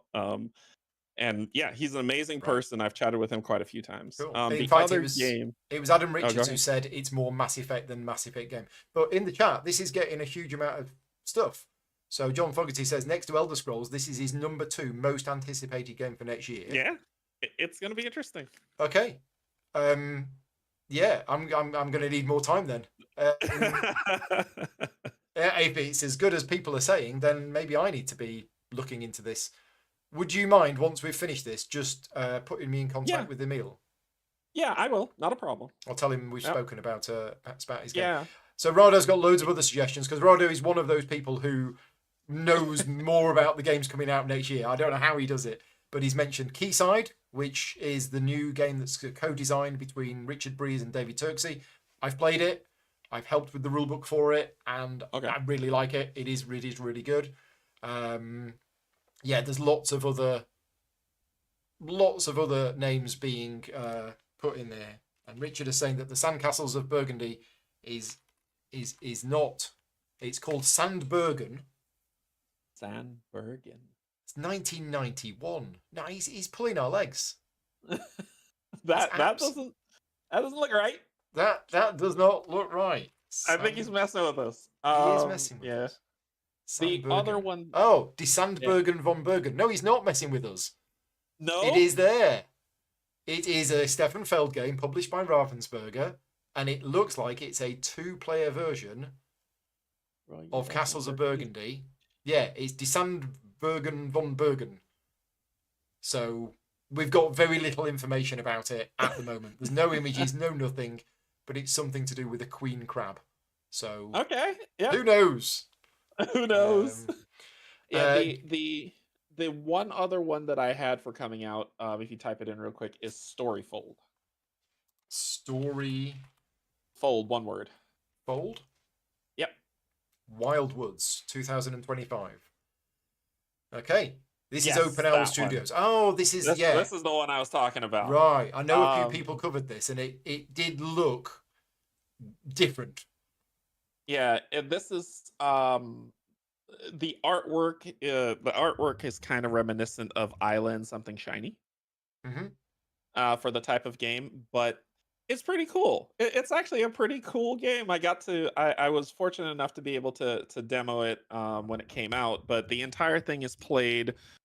The entire thing is played in the book. The whole game is played in the book. Your character board is in the book, and so as you're playing the game, you have what's the river, which is what's in front of her with those multicolored top cards. And as you play a card, it goes to the back of the river. And the cost of things are at certain points in the river. So if it's up front, it costs one energy. If it's next, it costs 2. ... So if you want to play something, you have to be able to pay that cost to be able to play your card. But then that card goes to the back of the river and everything moves forward, including the enemies that are going against you. But the story in of itself is a very nice, a very interesting story. Like I said, it reminds me of the game that I want to say it reminds me of, but is Ori and the Blind Forest. But I don't know if you know that one at all. It's a video game, but it's called Ori and the Blind Forest. This game reminds me heavily of that. Okay. So yeah. I mean, Open Owl Studios have done a number of different styles of game. They're kind of going outside of the box with the games that they've done, because they did Mythwind. They've got Stone Saga, which I believe is also being delivered this year. They've got this one, so they are kind of being quite creative with their games. So I did drop Brendan a happy Christmas message a couple of days ago. He's not got back to me yet. So Oh, chase him okay. about that. But I think Yeah, but every year is going to be great. And one of the reasons why I personally don't do my own top 10 games that I'm most anticipated about for next year is that I think it's a bit unfair because I don't know without doing huge amounts of yeah, research. And yeah. even then, I mean, let's look at Civolution. When was Civolution? Well, Civolution's an exception because it was actually mentioned at last year's Essen. But SETI, let's look at SETI. When was SETI announced? It wasn't announced until probably April, May, something like that. So there are Mm-hmm. some great games that are going to come out in 2025 that haven't even been announced yet. And Yeah, I don't want to be you the don't do one it that says, justice. Yeah. yeah, these are my top 10 games of 2025 when, yeah, okay. It's the same sort of reason why I don't Yeah. do my top 10 games of this year because I Mm. still have 15 games that I brought back from Essen that I've not played yet. Well, one of them might be in my top 10. I just don't know. I've not played it yet. So I will be doing my top 10 games of 2024, my personal one, at Okay. some point in 2025. And I will just give a quick Okay. plug now. I haven't told anybody this yet, but on December 31st, at some point in the afternoon, I will be doing a live stream where I go through my top 10 games of 2023. So there you go. I'm Oh. doing it a year after everybody else, and I'm doing it before the end of the year. So Ah, I've got to tidy the okay. house because we're having guests over in the evening. So I've promised to Vicky I will spend the entire morning tidying the house. And when the house is Okay. tidy and ready for everybody, I will come upstairs and I will do a live stream where I'm going to basically use the Pub Meeple ranking system. And I am going to go Okay. through all of the games that got released in 2023 that I've played. And I'll rate them against each other and I'll work out what my favourite ones are. How Um, do you keep track of them? Board Game Geek. Board So Game Geek? yeah, I Okay. mean we've got it on screen. I'll show you now. I log every single play of every game that I play, and the reason I do that is because in my monthly video log, I talk about all of the games that I play, and I would not be able to Uh, do that if I didn't actually have that. So I've got, I can do it. Well, did you this is sleep in July? yeah, this is all of the games that I played Yeah. in that month. No, July was a good month I was like, did you because sleep in July? well, this 73. is the month where I took the first week of July. I took it off work and I live streamed me playing games. So I did that one day, that the next day, that the next day. Oh my So I, gosh. yeah, that was my week off work where I got 1, 2, 3, 4, 5, 6, 7, 8, 9, 10, 11, 12, 13, 14, 15. Then I played 3 games of Gaia Project on Board Game Arena solo. Um, so yeah, and then I went away to a convention. So July was a good month for me. But anyway, because Yeah. I log all of my games, there is a way Hmm. on Board Game Geek that you can say, show me all of the games that have an official release date of 2023 that I have played. And then Okay. what I will do is I will put those into Pub Meeple and I will do a live stream on December 31st. So watch this space. I will be creating the video sometime in the next couple of days. And that will be my top games from 2023, which will be interesting because I'm going to look at the games and I'm going to go, I don't remember anything about this game. But I'm sure they'll come back to me. What other content have you got planned between now and the end of the year? Next week, my hope, because I can only paint so fast, Mm-hmm. is to actually stream Massive Darkness 2. You've only just got it. One of my Discord members was very kind. Mark, thank you so much. And he gave me his all-in Massive Darkness 2 because he was like, Wow. his gaming group kind of fell apart and he it was just sitting there and he was like, I'm talking about it. He knows I'm gonna play it. And so he was like, yeah, if you want all my stuff, here you go. And I was That like, is so are you cool. sure? He's like, yeah, no problem, because he knows that I'll give it the love that it deserves. And I was like, okay, thank you. And I have it all here now, and I am Right. sleeving cards as we go and trying to get some minis painted so that we can play some Massive Darkness 2. Okay. But as following on the discussion on your Discord server from earlier in the week, you said this was just huge amounts of dice rolling and lots of randomness. Yes. Okay. dice chucking, beer and pretzels, Right. just throwing dice and hitting stuff in the face, and I'm like, Okay. I feel right. I feel Go right, for it. Paul. I Go feel for it. right. And you're planning on doing that at some point in the next Hopefully few next days? week. Oh, next Yeah, week. next week, and then I need to get back to because I'm playing a campaign of Mage Knight, Hmm. going through the Betrayal, and so I need to play the next episode of that, and then at some point I need to get back to Kings of Ruin. Right. Yeah, we need to. We reached the halfway point, and then life took over, Yeah, and that's what's happening. Yeah. yeah, and we just didn't get. But Kings of Ruin has been an amazing experience for us. I mean, Yeah. we both enjoyed the Tainted Grail story. The original game, Fall of Avalon, did have some issues with grind and everything else, which were fixed with a Hmm. couple of house rules. They've since Hmm. updated Tainted Grail and released the 2.0 pack, which fixes all of the problems. But Kings of Ruin has been an incredible experience. I absolutely love the world building in it. And yeah, I'm, again, another one of my top 10 regrets of 2024 is that me and Vicky didn't manage to get Tainted Grail Kings of Ruin finished, but we've paused it. We haven't stopped it because we both Yeah. loved it. We both wanted to play it. How far did you get? I believe it's time for me to take on Claudine. Oh, so you I like don't. chapter 2 or 3? I'm on chapter 4. Okay. Um, Oh, take him on because properly, yes, yeah, not the because I take him on, run away. right. I did that. Yeah. I think the I think that's where I am. I don't know if I'm ready for that, but I Mm, think that I will give it my best effort to see how that goes. So far it's been fun. There's been slight things that irk me, but it's not enough to make me yeah. feel like I did with Tainted Grail. Yeah. So I'm liking it a lot. We I'm liking took 2 goes, so we didn't succeed the first time we tried to be Claudine. Claudine. Yeah. Yeah, so But I'm it looking forward to it. was, yeah, we were given some hints of things that we could do that would make it easier, and we were like, oh Okay. yeah, those hints were there before. We just kind of rushed it.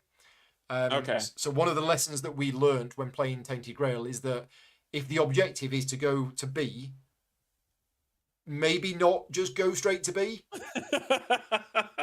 Maybe go over here and do these other things as well. But we kind of saw it as like, well, your objective is to get to this location. So we just kind of went to that location, and we went to that Yeah. location and met a massive big thing and went, all right, we just got beaten Yeah. up. Well, why did we get beaten up? Oh, because we probably should have spent a bit more time prepping and I doing the I other know stuff. exactly, and I know exactly the point you're talking about. Yeah.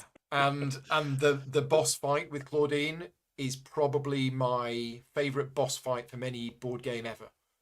Oh, And okay. you've not experienced it yet, but the way that it intersperses the boss's cards within the card play line, and it weaves narrative into the actual combat. You're not just playing the combat, you're playing the combat, and every so often you're also reading sections of the narrative. It felt like a scene from a film. It was amazing. Ooh, okay. Absolutely I'm looking loved it. forward to it. So yeah. And then when you Yeah, get to the end of chapter 5, let me know, because that's a bit of a turning point as well. And okay. that's where we ended it. So Okay. Yeah. Yeah. I got to. Yes, I'm starting chapter 4 because I finished chapter 3. mm. When I And are you last stopped. soloing it with Yeah, I'm two soloing it. characters or Yeah, just I'm one? soloing one character. One character. Okay. Um, yeah, the trouble that I think the trouble that I have with getting back to that game is it's a time investment. Yeah. Every time, all three chat I've done 3 episodes of it, and all three are 4 hours long. Right. Okay. So I need to be able, for me to get back to it, I need to be able to do that. Yeah. What we do is, because Vicky won't be able to play for 4 hours straight, we kind of set Uh, it up and we play for maybe an hour, hour and a half, and we get okay. to a point where we think, okay, this will be good, and then we leave it there, Yeah. and then we might play another hour or so the day after. It all depends on what we've got on in the evenings, but if we can Yeah. find 2 or 3 days close together where we think, oh yeah, we're going to have an hour free this evening, or a weekend coming up, then we'll do that. So we will play one chapter over 3 or 4 sessions, small, short sessions. Okay. Okay. But yeah, that's really good. Definitely want to finish that because yeah, that's been one of the whether that would be in my top 10 games of this year. Honestly, it probably would be. Yeah, Tainted Okay. Grail Kings of Ruin is probably one of the best games that I have played this year. Not just because I play it with Vicky.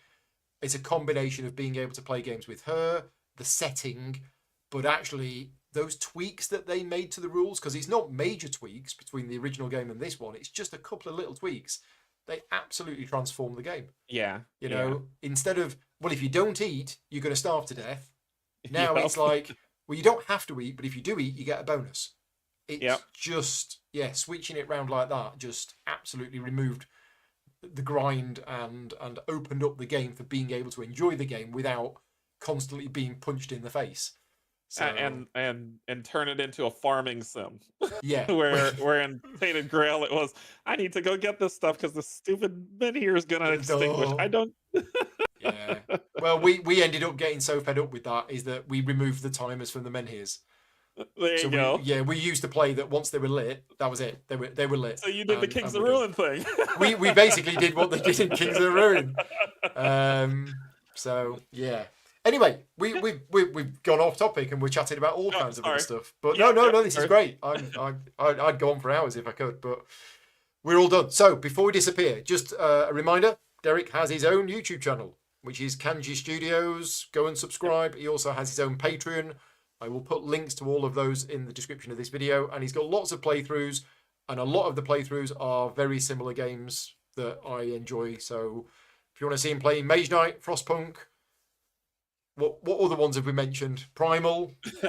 Yeah, all that stuff. Lots of games like that.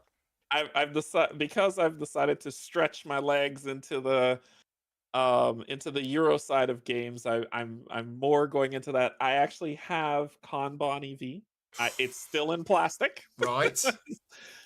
But I need someone like Paul to teach me how to play it. We can do that then. After we've done Andromeda's Edge, we can do that. Yeah. And Marvel United. I'm a massive Marvel United fan. So yes, I've seen you streaming that as well. So but yeah, I want to stretch more into. That's why Ezra and Nehemiah's games that interest me. We've talked about the games that we talked about that you audience community has selected. A lot of them have interested. Andromeda's Edge, Civolution, Shackleton Base. I mean, these are games that are top games that are picked by the community, and all of them have interest. So I'm not just doing one style. I want to try it all. Speakeasy is one that I have my eye on heavily. I just need somebody to talk me into it. Yeah. Well, you need to come to GridCon next year because then Vittel can teach you in person. Yeah, that'd be great. That's what he does. Right. All right. Thank you very much for your time, Derek. And thank you very much to everybody who's been watching and keeping us company. And a big thank you to all of my Patreon supporters. This is not a sponsored video. These videos that I do aren't sponsored in any way, so I've not got any money for this. All of the advertising revenue from this video goes to charity. And I'm able to do that thanks to the amazing support of all of my Patreon supporters. So a huge thank you to all of you. And if you want to support me, you can do so at patreon.com/gaming rules. And as I mentioned, Derek also has his own Patreon for his own playthroughs as well, which is patreon.com/. Oh, no, so I'm moving off of that. I'm sticking to YouTube's. Yeah, I'm sticking to YouTube's membership going forward. I've never done that. Yeah, so I'm doing YouTube. So you just go to the channel and you join. Click through member. those means. Yeah. Okay. And just become a member. But yeah, join if you're there. We are few but insane, and okay. You'll. When are you moving over from Patreon then, or have you already moved over? I've already moved over. I'm just people who feel more comfortable on Patreon. I let them, they stay in Patreon. Okay. And if something comes up to where I'm going to do a membership only thing, I'll just post that in the chat so that they can join in. But I want to move off of Patreon onto the YouTube membership set because some cool stuff will happen. But thank you so much, Paul, for having me. This has been amazing and fun. It's been a pleasure. It's always a joy to talk to you. Yeah, and we will see everybody. Well, I might see you before the end of the year because I've got my top 10 games of 2023. 23 to do. But other than that, we'll both be back in the new year with some more content. Yep. So yeah, good night, everybody. We'll see you soon. Cheers.